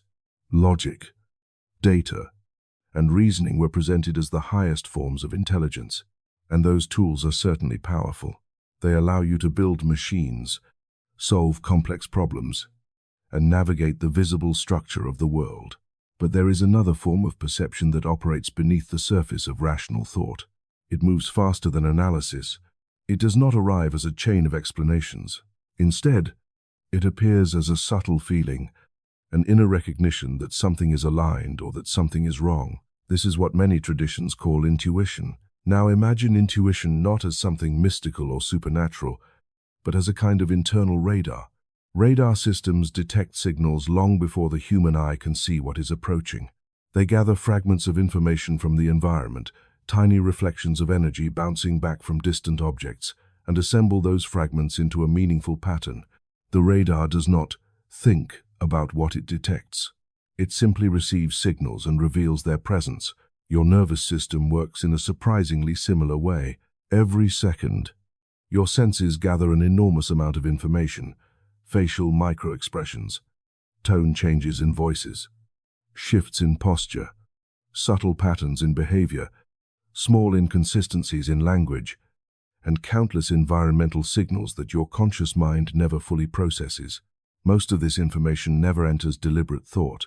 Instead, it is processed quietly by deeper layers of the brain that specialize in pattern recognition. When these deeper systems detect something important, the signal rises into consciousness as a feeling. You may not know why you feel uneasy in a particular situation, but the body senses something before the mind can articulate it.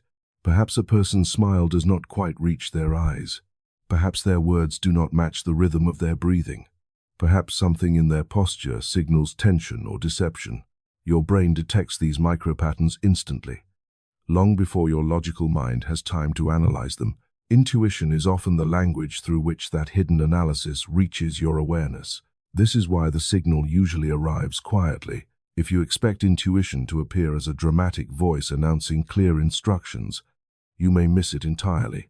Instead, it tends to appear as a small shift in sensation, an unexpected calm, a sudden hesitation, a subtle pull toward a particular direction. The signal is delicate because it emerges from deeper layers of perception rather than from the loud surface of conscious thought. But there is something else that interferes with intuition: noise. When the mind is constantly busy replaying past conversations, planning future outcomes, reacting emotionally to every small stimulus, the quiet signals of intuition struggle to rise above the mental chatter.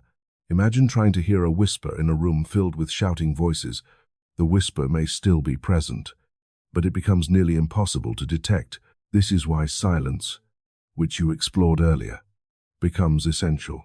When the mind grows quieter, the nervous system begins detecting subtler signals again. Attention sharpens, perception widens, the internal radar becomes clearer, and when that happens, intuition becomes easier to recognize. But there is another reason intuition sometimes feels mysterious. The mind is accustomed to understanding events through a linear chain of cause and effect. You want explanations that move step by step. First this happened, then that happened. Therefore the conclusion is clear. Intuition rarely follows that path. It compresses large amounts of information into a single sensation that arrives instantly. In a way, it feels like knowledge without explanation. This can be unsettling if you are used to trusting only what can be logically justified. Yet the brain performs complex calculations continuously without your conscious involvement. When you catch a ball, your mind does not consciously compute the trajectory of gravity, velocity, and angle. The calculation happens automatically. Intuition works through a similar mechanism, except the calculations involve emotional signals, social patterns, and environmental cues rather than physical motion. You might think of it as the brain recognizing a pattern faster than language can describe it. However, learning to trust intuition requires discernment. Not every strong feeling is intuitive guidance. Sometimes anxiety disguises itself as intuition. Fear can produce sensations that feel urgent and convincing, even when they are based on imagined threats rather than real signals. The difference lies in the quality of the sensation itself. True intuition tends to feel calm and clear. Even when it warns you of something uncomfortable, it does not scream or panic. Instead, it presents information quietly and steadily. Anxiety, on the other hand, often feels chaotic, urgent, and repetitive. It pushes the mind into spirals of worry rather than offering a simple signal. Learning to distinguish these two experiences takes practice. You begin by observing your body closely in different situations. Notice how your breathing changes when you feel genuine calm. Notice how your stomach or chest responds when something feels misaligned. Over time, you start recognizing the subtle language your nervous system uses to communicate important signals. When you listen carefully, that language becomes clearer. You may find yourself pausing before making certain decisions, sensing that something about the situation deserves closer attention. You may feel unexpectedly drawn toward opportunities that later reveal themselves to be meaningful turning points. The signal does not replace logic. Instead, it works alongside it, guiding your focus toward what matters most. Intuition does not eliminate uncertainty. Life will always contain variables beyond your control, but it refines the way you move through that uncertainty. Instead of navigating blindly, you begin noticing small indicators that reveal the direction of underlying patterns. Your internal radar becomes active, and once you learn to recognize that quiet signal, once you stop dismissing it as imagination, you begin realizing something remarkable. The guidance you were searching for outside yourself has been quietly transmitting from within you the entire time. There is a moment in every person's life when a strange realization begins to form. Even if it arrives slowly and quietly, you start noticing that much of your behavior has been shaped by invisible influences, expectations from family, Opinions from society, subtle pressures from friends, teachers, and strangers. Little by little, these voices accumulate until they begin sounding like your own thoughts. You may believe you are making choices freely, yet if you examine those choices closely, you often discover that they were guided by external approval, fear of rejection, or the desire to fit into a pattern that someone else designed. For many years, most people live this way without questioning it. You pursue goals because they appear respectable. You avoid risks because others warn you they are dangerous. You measure success according to standards that were handed to you long before you had the chance to examine them. In doing so, you slowly move further away from a deeper center within yourself, the place where your own authority truly resides. But sooner or later, something begins to change. Perhaps it begins with dissatisfaction. You achieve something you once believed would make you fulfilled, yet the satisfaction fades quickly. Or perhaps you experience a moment of clarity during a quiet evening when your mind is unusually still. In that silence, a question appears that feels both simple and unsettling. Whose life am I actually living? That question marks the beginning of sovereignty. Sovereignty does not mean rebellion against every external rule or social structure. It is not about rejecting the world or isolating yourself from others. Instead, sovereignty refers to the moment you reclaim the authority over your own internal state, your thoughts, your emotions, your interpretation of events. It is the recognition that your consciousness is not meant to function as a passive receiver of other people's expectations. You possess an inner throne. Most people have never been taught to sit upon it. Imagine for a moment that your mind is like a vast kingdom. Within this kingdom exist many voices, memories from childhood, opinions you absorbed from teachers, fears learned through past experiences, desires shaped by culture, and countless impressions gathered throughout your life. Each of these voices attempts to influence your decisions. Some whisper quietly, others shout loudly. When you are unaware of this inner structure, these voices can create confusion, pulling your attention in multiple directions at once. But the kingdom was never meant to operate without a sovereign. The sovereign presence within you is the part of consciousness capable of observing all these voices without becoming controlled by them. It is the awareness that notices your thoughts rather than automatically believing every thought that appears. It is the calm center that remains present even when emotions rise or circumstances become uncertain. When you occupy this inner throne, something subtle yet powerful shifts. Instead of reacting automatically to every stimulus, you begin responding deliberately. Someone criticizes you, and rather than immediately defending yourself or collapsing into self-doubt, you pause. You observe the emotion rising within your body. You examine the words carefully. Then you choose your response rather than letting the reaction choose you. This is the difference between being ruled by your mind and ruling it. The sovereign presence is not harsh or controlling. It does not suppress emotions or deny human vulnerability. Instead, it creates space around them. Emotions can appear. Thoughts can pass through awareness, but none of them automatically command your behavior. You remain seated in the center of your own experience. Think about how this changes your relationship with the world. When you do not occupy the inner throne, your mood becomes dependent on external events. Praise makes you feel elevated, while criticism pulls you downward. Approval creates confidence, while rejection produces insecurity. Your internal state fluctuates according to forces outside your control. But when sovereignty emerges, something stabilizes. You begin recognizing that external events may influence you, yet they no longer define you. Compliments can be appreciated without becoming addictive. Criticism can be evaluated without destroying your sense of worth. The emotional waves of life still move through you, but they no longer throw you off balance so easily. This stability produces a quiet form of confidence. It is not the loud confidence that tries to dominate conversations or prove superiority. True sovereignty rarely needs to announce itself. Instead, it appears as calm presence. People often feel it immediately when they encounter someone who has cultivated this state. The person does not seem easily manipulated by praise or intimidation. Their decisions appear grounded. Their speech carries a certain clarity. They speak from the throne rather than from the crowd of inner voices. This quality becomes especially important in moments of pressure. When circumstances become chaotic, many individuals lose their center. Anxiety spreads quickly through groups because people begin reacting to one another's fear. But someone who has developed sovereign presence can remain steady even within uncertainty.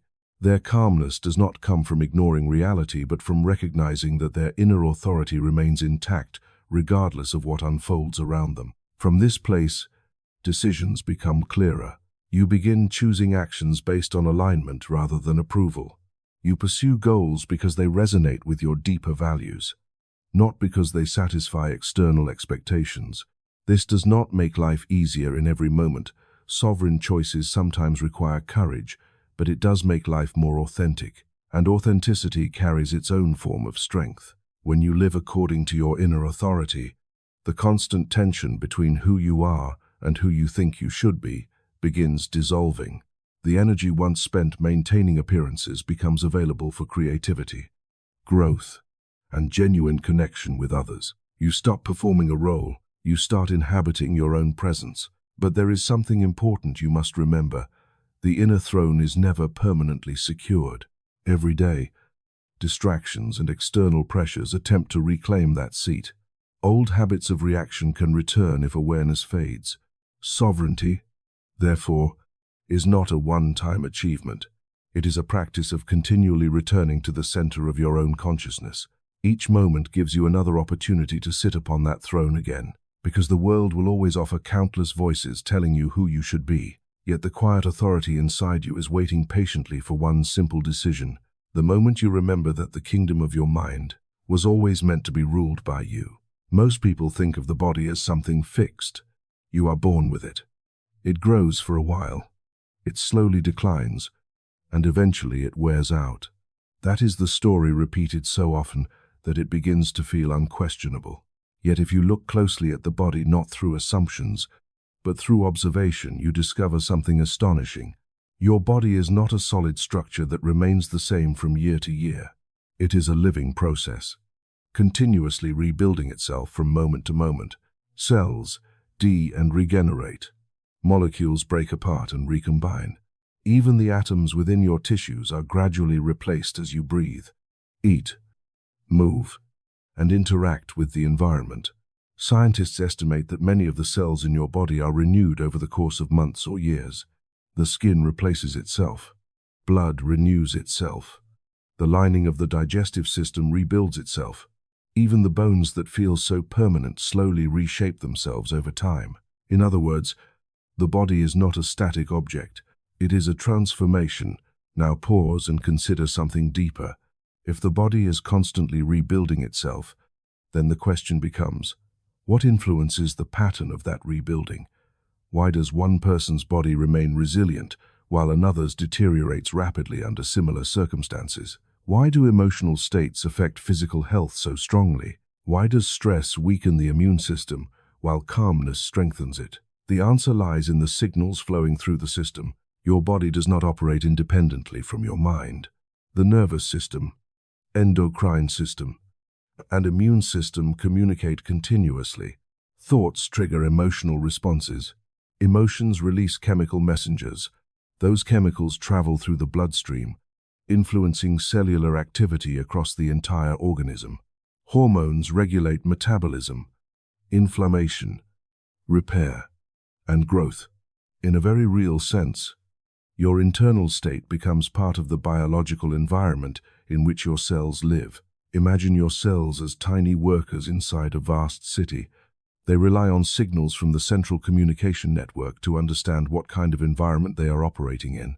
If the signals constantly indicate danger, stress hormones flooding the bloodstream, muscles tense, breathing shallow, the body interprets that as a survival situation. Resources shift toward short-term defense rather than long-term repair. Over time, this constant alert state begins wearing down the system, but when the signals change, the cellular behavior changes as well. When breathing slows and deepens, the nervous system moves toward a parasympathetic state, often called rest and repair. Blood flow redistributes. Inflammation decreases. Cells begin repairing damaged tissues more efficiently. The body becomes less focused on immediate survival and more focused on maintenance and regeneration. This shift may appear subtle, but over long periods, it creates enormous differences in physical health. Ancient traditions often describe this transformation using symbolic language. Some spoke about refining the body into something luminous or indestructible, sometimes called a diamond body. While these descriptions were poetic, they pointed toward an underlying insight. The human organism can gradually become more coherent, more stable, and more resilient when its internal systems operate in harmony rather than conflict. Think about the structure of a diamond. A diamond is simply carbon, an element that exists everywhere in nature. But in a diamond, the carbon atoms arrange themselves in an exceptionally stable crystalline pattern. Because of that arrangement, the material becomes extraordinarily strong and resistant to pressure. The difference is not in the substance itself, but in the organization of its internal structure. Your body operates on a similar principle. When your thoughts are chaotic, emotions constantly reactive, and attention scattered, the signals moving through your nervous system become disorganized. Stress responses activate repeatedly, even when no immediate threat exists. Over time, this pattern affects sleep, digestion, immunity, and countless subtle processes that maintain biological balance. But when your inner state becomes calmer, more coherent, and more focused, the signals transmitted throughout the body change. Breathing stabilizes, hormonal rhythms become more regular, sleep improves, the immune system functions more effectively, the organism begins operating with greater efficiency. You could think of this process as biological transmutation, not a magical transformation where the body suddenly becomes something supernatural, but a gradual refinement of the system through improved internal conditions. Every moment of calm breathing, every reduction in unnecessary stress, every choice that aligns your mind and body contributes to this refinement. Small changes accumulate over time, shaping the environment in which your cells operate. Modern research increasingly supports this connection. Fields such as psychoneuroimmunology explore how mental states influence immune responses. Studies on meditation and controlled breathing show measurable changes in brain activity, inflammation levels, and gene expression related to cellular repair. The ancient intuition that consciousness affects the body is now being investigated through scientific methods, but you do not need advanced laboratories to observe the principle yourself. Notice how your body feels during moments of deep tension compared to moments of relaxation. Notice how your breathing changes when you worry compared to when you feel calm. Notice how fatigue accumulates after prolonged stress yet fades after restorative sleep or quiet reflection.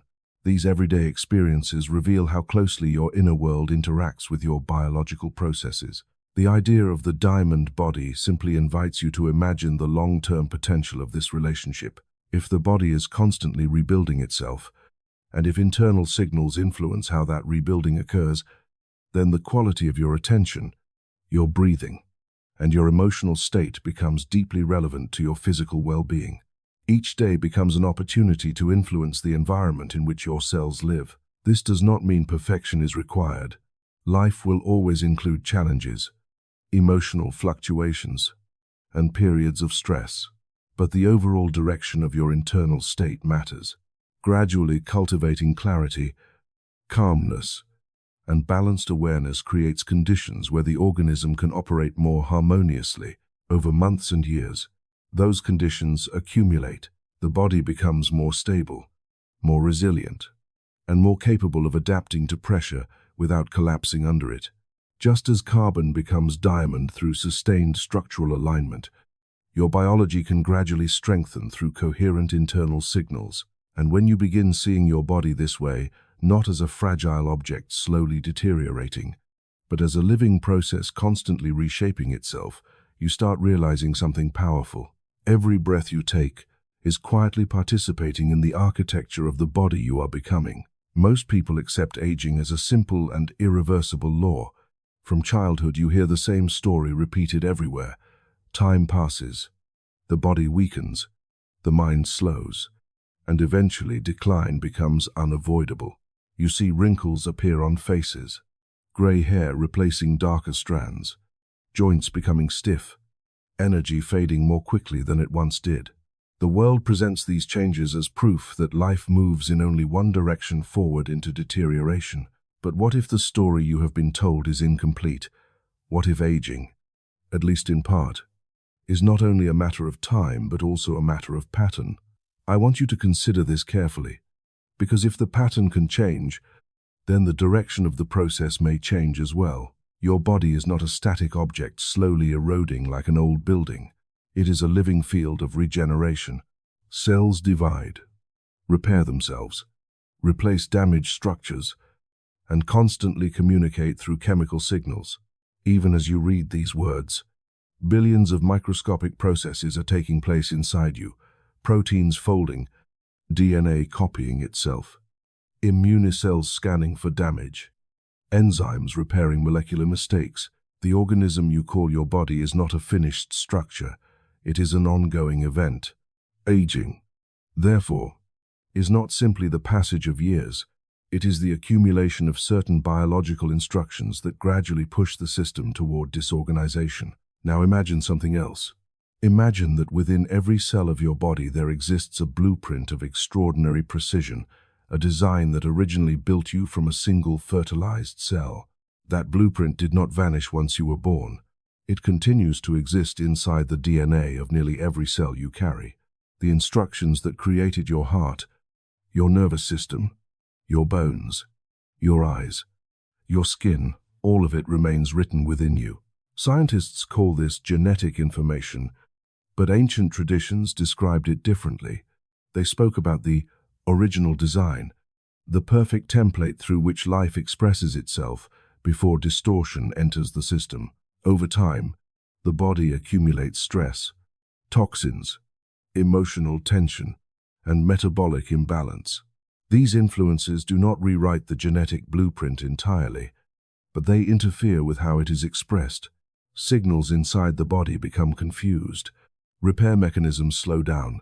Inflammation increases. Cells begin operating under conditions that are less than optimal, and gradually the organism shifts into a mode that prioritizes survival rather than renewal. This shift is what we often interpret as aging. But notice something important here. The blueprint has not disappeared. The design is still present, quietly waiting behind the layers of accumulated noise. You may have noticed how the body sometimes demonstrates an astonishing capacity to recover when conditions change. A person improves their sleep, reduces chronic stress, begins breathing deeply again, and suddenly energy returns. Skin clears, concentration sharpens, physical strength increases. Doctors observe similar effects when inflammation decreases or when damaged systems begin repairing themselves more efficiently. These improvements do not mean time has reversed, but they reveal something fascinating. The organism still remembers how to move toward health when the environment allows it. This is where the idea of reversing aging begins to make sense, not as a magical escape from time, but as a restoration of the body's natural regenerative direction. When the internal environment becomes more coherent, less dominated by chronic stress signals, more supported by balanced physiology, the body begins activating repair mechanisms more effectively. Cellular cleanup processes such as autophagy remove damaged components. Stem cells participate in tissue renewal. Hormonal rhythms stabilize. Even certain genes associated with repair and longevity become more active under the right conditions. Think of it like restoring a musical instrument that has fallen out of tune. The instrument itself is not broken. It has simply drifted away from its intended resonance. With careful adjustment, the strings return to their original tension, and suddenly the music sounds clear again. Your biology operates in a similar way. When the signals guiding the body become more harmonious, when breathing is deeper, when the nervous system spends more time in calm regulation rather than constant alarm, when sleep allows genuine recovery, the organism begins moving closer to its original design. Now I want you to notice something about the way you think about your body. Many people unconsciously reinforce aging through expectation. They repeat phrases like, "I'm getting old," "My body can't do that anymore," or "Decline is inevitable." These beliefs may seem harmless, but they shape the mental environment surrounding your physiology. Thoughts trigger emotions. Emotions trigger chemical messengers, and those messengers influence cellular behavior. When the mind constantly anticipates deterioration, the body receives signals that reinforce the pattern. But when your perception shifts, a different pattern can begin emerging. Instead of assuming decline, you begin treating the body as an intelligent system capable of repair and adaptation. You support it with breath, movement, rest, and mental clarity. You reduce unnecessary stress signals. You allow your nervous system to spend more time in states of calm awareness rather than continuous tension. Gradually, the biological environment changes, and the organism responds accordingly. This does not mean the body becomes immortal or untouched by time. Life will always move through cycles of growth and transformation, yet the direction of those cycles is not entirely fixed. Many individuals experience phases in which their vitality increases rather than decreases. Strength improves, mental clarity sharpens, emotional resilience deepens. These moments remind us that aging is not a straight line. It is a dynamic process shaped by countless interacting signals. The deeper truth hidden beneath all of this is simple but profound. Your body has not forgotten how to live. Beneath the layers of stress, fatigue, and conditioned expectation, the original design remains active. The blueprint that built you still exists inside every cell, waiting for the right conditions to express itself more fully again. And when you begin aligning your internal state, your breathing, your awareness, your emotional environment with that design, something remarkable begins to happen. You start realizing that time itself is not the true enemy of vitality. The real question is whether the signal of life inside you is moving toward decay or returning toward the design that created you in the first place. There is a form of energy moving through your body that almost every culture on Earth has noticed, yet very few modern people truly understand. It is powerful enough to create life itself. It can drive desire, creativity, obsession, courage, and transformation. It shapes relationships, motivates ambition, and influences emotional intensity in ways that often feel mysterious. Most people know it only in its most obvious expression, the impulse toward sexuality. But beneath that surface lies something far more fundamental, a biological force that fuels vitality itself. In many ancient traditions, this force was described with different names. In yogic philosophy, it was called ojas, a refined essence believed to arise from the body's deepest reserves of vitality. Chinese traditions spoke of jing, the foundational life energy stored within the organism. Western alchemical language sometimes described it as the seed of life, a concentrated biological potential that could either be dissipated unconsciously or transformed into strength, clarity, and resilience. You do not need to accept the ancient terminology to understand the principle. Look at the biology. Your body continuously produces hormones, neurotransmitters, and biochemical signals that regulate reproduction, attraction, and physical vitality. These systems involve some of the most powerful endocrine processes in the human organism: testosterone, estrogen, dopamine, oxytocin, and numerous other compounds influence mood, motivation, muscle development, emotional bonding, and even long-term health. Sexual energy, therefore, is not limited to reproduction alone.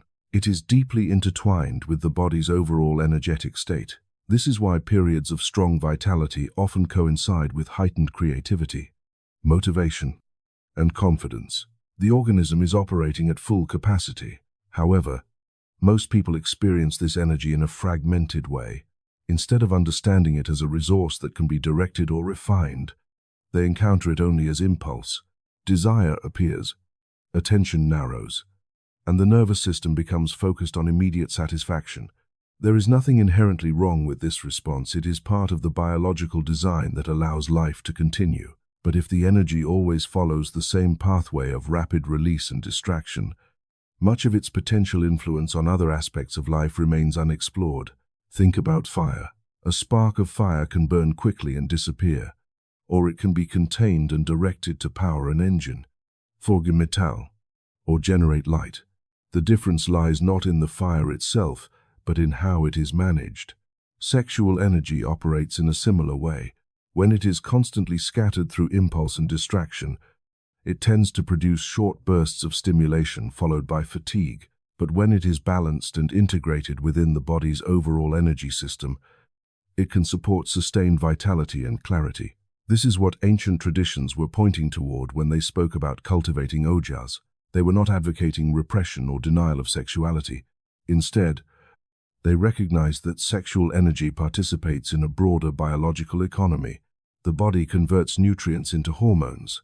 Hormones influence behavior and mood, and the nervous system distributes that energy across physical and mental functions. When this system operates with balance, the organism becomes more resilient. When it is chronically overstimulated or depleted, the system struggles to maintain stability. Now consider something interesting about the connection between sexuality and creativity. Throughout history, many artists, inventors, and spiritual practitioners have observed that periods of focused discipline often coincide with bursts of insight and productivity. The mind becomes sharper, attention deepens, motivation intensifies. Part of this phenomenon may be psychological, directing attention toward meaningful work rather than constant distraction, but part of it also reflects the way biological energy is distributed within the organism. The nervous system can channel energy in multiple directions. When the body is in a state of coherence, adequate rest, balanced hormones, steady breathing, focused attention, sexual vitality does not disappear. Instead, it integrates with other systems, supporting creativity, emotional presence, and physical endurance. The energy becomes less impulsive and more stable, less scattered and more concentrated. This is where the phrase architecture of incorruptibility begins to make sense. Incorruptibility does not mean becoming rigid or emotionless. It refers to building an internal structure strong enough that external temptations, impulses, or pressures no longer easily destabilize you. Your biological energy is no longer leaking through countless distractions. Instead, it circulates within a coherent system that supports clarity of mind and steadiness of body. Breathing plays a crucial role in this process. When breathing becomes slow and rhythmic, the nervous system shifts toward parasympathetic balance, the same rest and repair state you explored earlier. Hormonal regulation improves. Stress signals decrease. Energy that might otherwise erupt impulsively begins circulating through the organism more evenly. Many traditional practices used breathing, posture, and meditation to cultivate this balance. Because these methods directly influence the nervous system, over time, something subtle begins to happen. You feel less controlled by sudden impulses. Your attention becomes more stable. Emotional reactions soften more quickly. The body feels stronger and more grounded rather than restless or depleted. Sexual energy does not vanish, it becomes part of a larger current of vitality moving through the system. And when that current flows steadily rather than chaotically, the organism becomes harder to destabilize. This is what the ancient metaphor of ojas attempted to describe, a refined biological essence produced when life energy is not constantly scattered but instead supported, nourished, and integrated within the body's natural rhythms. Modern science might describe it differently through hormonal balance, nervous system regulation, and metabolic efficiency, but the observation remains similar. Vitality increases when energy circulates coherently. You may notice that individuals who cultivate this balance often display a quiet intensity. Their eyes are clear, their posture relaxed but strong, their speech measured rather than hurried. They do not appear drained or agitated. Instead, there is a sense of presence around them, a feeling that their energy is contained rather than leaking outward. That containment is not repression, it is alignment. The body becomes like a well-constructed vessel capable of holding powerful forces without breaking under their pressure. Desire still exists. Attraction still arises. Life still moves through the organism, but the energy no longer dictates every decision. You become the architect of how that energy is used. And when the architecture is strong enough, something remarkable begins to unfold. The very force that once scattered your attention across countless impulses starts becoming the fuel that strengthens your entire being. For most of your life, you were taught to think of the body in a very simple way. It was something you carried around, something that needed food, sleep, and occasional exercise. Doctors might check it when something went wrong, but outside of those moments, it remained mostly in the background of your attention. The real activity of life seemed to happen in your mind, your plans, your worries, your ambitions, your memories. The body was simply the vehicle moving those thoughts through the world. But what if that perspective is reversed? What if the body is not merely the vehicle of your life, but the primary laboratory where your life is constantly being shaped? Look carefully at your daily experience. Every thought you have triggers physical responses. Your breathing changes when you feel anxious. Your muscles tighten when you anticipate conflict. Your heartbeat accelerates when you feel excitement or fear. Even subtle emotions alter the chemistry moving through your bloodstream. The body is not separate from your inner world. It is the stage upon which your inner world becomes visible. In that sense, every day becomes an experiment. Your breathing patterns influence your nervous system. Your posture influences your emotional state. Your sleep influences your cognitive clarity. The foods you eat influence your hormonal balance. The way you direct your attention influences your stress levels. All these factors interact continuously, shaping the biological environment in which your cells operate. Most people conduct these experiments unconsciously. They wake up and immediately check their phones, flooding their minds with external stimulation before the body has even fully awakened. They rush through the day in a state of mild tension, breathing shallowly, reacting to emails, deadlines, and social pressures. Meals are eaten quickly. Sleep becomes irregular. The body receives signals that suggest constant urgency, and over time it adapts to that environment. Stress hormones remain elevated. Muscles remain partially contracted. Attention becomes scattered. The laboratory continues operating, but the experiments are chaotic. Now imagine approaching your body differently. Imagine waking up and taking a few moments simply to breathe slowly and deeply before engaging with the outside world. Notice how that single act begins changing the rhythm of your nervous system. The breath moves through your chest and abdomen, signaling safety to your brain. Heart rate stabilizes, muscles soften slightly. The day begins from a place of awareness rather than immediate reaction. This small shift may seem insignificant, but in the laboratory of the body it becomes a meaningful variable. Next, consider movement.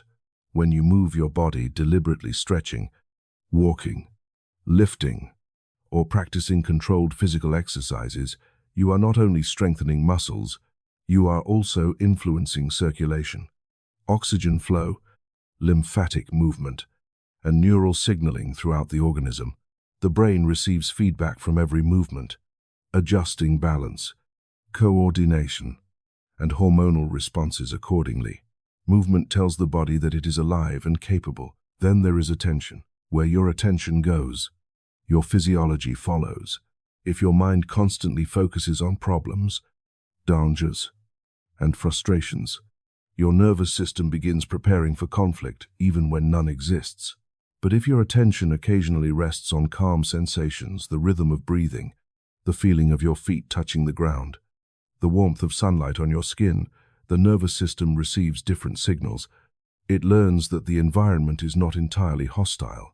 In the laboratory of the body, attention acts like a control panel. You adjust it slightly, and the internal environment begins responding. Over time, these small adjustments accumulate. Better breathing supports clearer thinking. Clearer thinking reduces unnecessary emotional stress. Reduced stress allows deeper sleep. Deeper sleep improves cellular repair. Improved repair strengthens the immune system. The system becomes more balanced, not through dramatic transformation, but through steady, consistent practice. This is why ancient traditions often emphasize daily rituals, not because rituals themselves possess magical power, but because repetition shapes biology. When you repeat beneficial patterns every day, breathing consciously, moving regularly, allowing moments of mental silence, you create stability within the organism. The body begins expecting those conditions. Hormonal rhythms adjust accordingly. The nervous system learns how to return to balance more quickly after disturbances. The laboratory becomes organized. You may notice that individuals who maintain simple daily practices often display remarkable resilience. Their lives are not free from stress or challenge, but their bodies recover more quickly from disruption. They remain grounded during difficult moments because their nervous systems have been trained to return to equilibrium. Your body learns through repetition, just as muscles strengthen through repeated movement. Your internal systems strengthen through repeated states of calm awareness. Each time you breathe deeply instead of reacting impulsively, each time you pause rather than rushing into tension, each time you choose rest instead of constant stimulation, you reinforce a pattern of stability. The laboratory records every experiment. Of course, no one maintains perfect balance all the time. There will be days of fatigue, moments of frustration, and periods when habits slip. But the purpose of daily practice is not perfection. It is consistency. Even small efforts repeated regularly can shift the overall trajectory of your physiology. The body responds to what you do most often. If tension dominates your habits, the body adapts to tension. If calm awareness appears frequently, the body adapts to calm awareness. Over months and years, these patterns shape your vitality, your emotional resilience, and even the way you perceive the world around you. And when you begin seeing your body as a living laboratory rather than a passive object, something subtle changes in your relationship with yourself. You become curious. You notice how different foods affect your energy. You observe how certain breathing patterns calm your mind. You pay attention to the way posture influences confidence. Instead of forcing the body into rigid routines, you begin listening to its feedback. The laboratory becomes a place of discovery rather than struggle. And, gradually, through simple daily experiments, you begin realizing something important. The transformation you have been searching for is not hidden in distant places or secret teachings. It is unfolding quietly inside the laboratory you inhabit every single day, the living intelligence of your own body. By now, if you have been following this journey carefully, you may have begun noticing something subtle but powerful about the way your life actually operates. At the beginning, many people believe they are mostly reacting to the world. Circumstances appear. Other people behave in certain ways. Events unfold unexpectedly, and the individual simply responds as best as they can. Life feels like a series of external pressures pushing and pulling the mind and body in different directions. The world seems to be the operator, and you are the machine responding to its commands. But slowly, through everything you have explored, from breath and attention to intuition, from emotional detachment to biological coherence, another possibility begins to appear. What if the system has been misunderstood? What if the body, the mind, and the environment are not controlling you nearly as much as you thought? What if the real difference between chaos and clarity lies in one simple factor: whether you are consciously operating your internal system, or whether it is operating automatically without your awareness? This is where the idea of the awakened operator begins. Think about a complex machine, an aircraft cockpit. For example, inside that cockpit are hundreds of instruments, switches, and control systems. Each instrument provides information about a different aspect of the aircraft's condition: altitude, speed, direction, fuel levels, atmospheric pressure. If the pilot understands these instruments, the aircraft can move with precision through vast distances. But if the cockpit were left unattended, the same aircraft might drift off course, respond randomly to turbulence, or eventually run out of fuel simply because no one was paying attention. Your body and mind operate in a remarkably similar way. You possess breathing rhythms, emotional responses, hormonal signals, attention patterns, intuitive perceptions, and countless biological processes interacting continuously. When these systems operate automatically without awareness, they often fall into reactive patterns shaped by habit, stress, and external influence. Thoughts spiral, emotions escalate, energy becomes scattered, decisions become impulsive. In those moments, you are not really operating the system. The system is operating you. But the moment awareness returns, something shifts. When you notice your breathing and slow it deliberately, You influence the nervous system. When you observe a rising emotion without immediately reacting to it, you create space between stimulus and response. When you withdraw attention from old emotional cords, you reclaim energy that once remained trapped in the past. When you trust intuition, you begin recognizing patterns your conscious mind once ignored. Each of these actions is small by itself, but together they represent something extraordinary. You are stepping into the role of the operator. The awakened operator is not someone who controls every detail of life. That would be impossible. The world will always contain unpredictable events, unexpected changes, and circumstances beyond your influence. Awakening does not eliminate uncertainty. Instead, it changes the way you move through uncertainty. Instead of reacting blindly, you respond consciously. Imagine two people facing the same difficult situation. One person becomes overwhelmed by fear, immediately imagining worst-case scenarios. Their breathing becomes shallow, their muscles tense, their mind races through endless worries. Decisions made in that state are often driven by panic rather than clarity. The other person pauses. They breathe slowly. They observe the situation carefully. They allow the emotional surge to settle before taking action. Their mind remains clearer because their nervous system remains regulated. They are not ignoring the difficulty, but they are not surrendering their internal stability either. The difference between these two individuals is not intelligence, luck, or external advantage. It is the presence of an operator. When awareness occupies the center of your experience, you begin directing your energy rather than scattering it. Attention becomes intentional. Reactions become responses. The mind becomes a tool instead of a storm. Over time, this shift creates something even deeper: the return of personal power. Personal power is often misunderstood.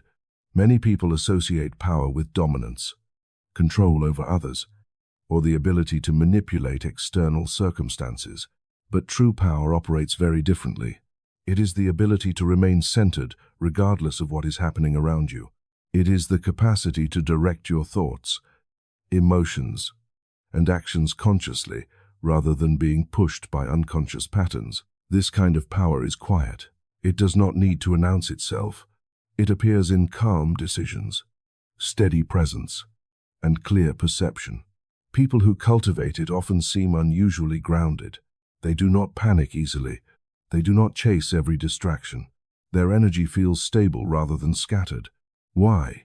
Because they are operating the system from within.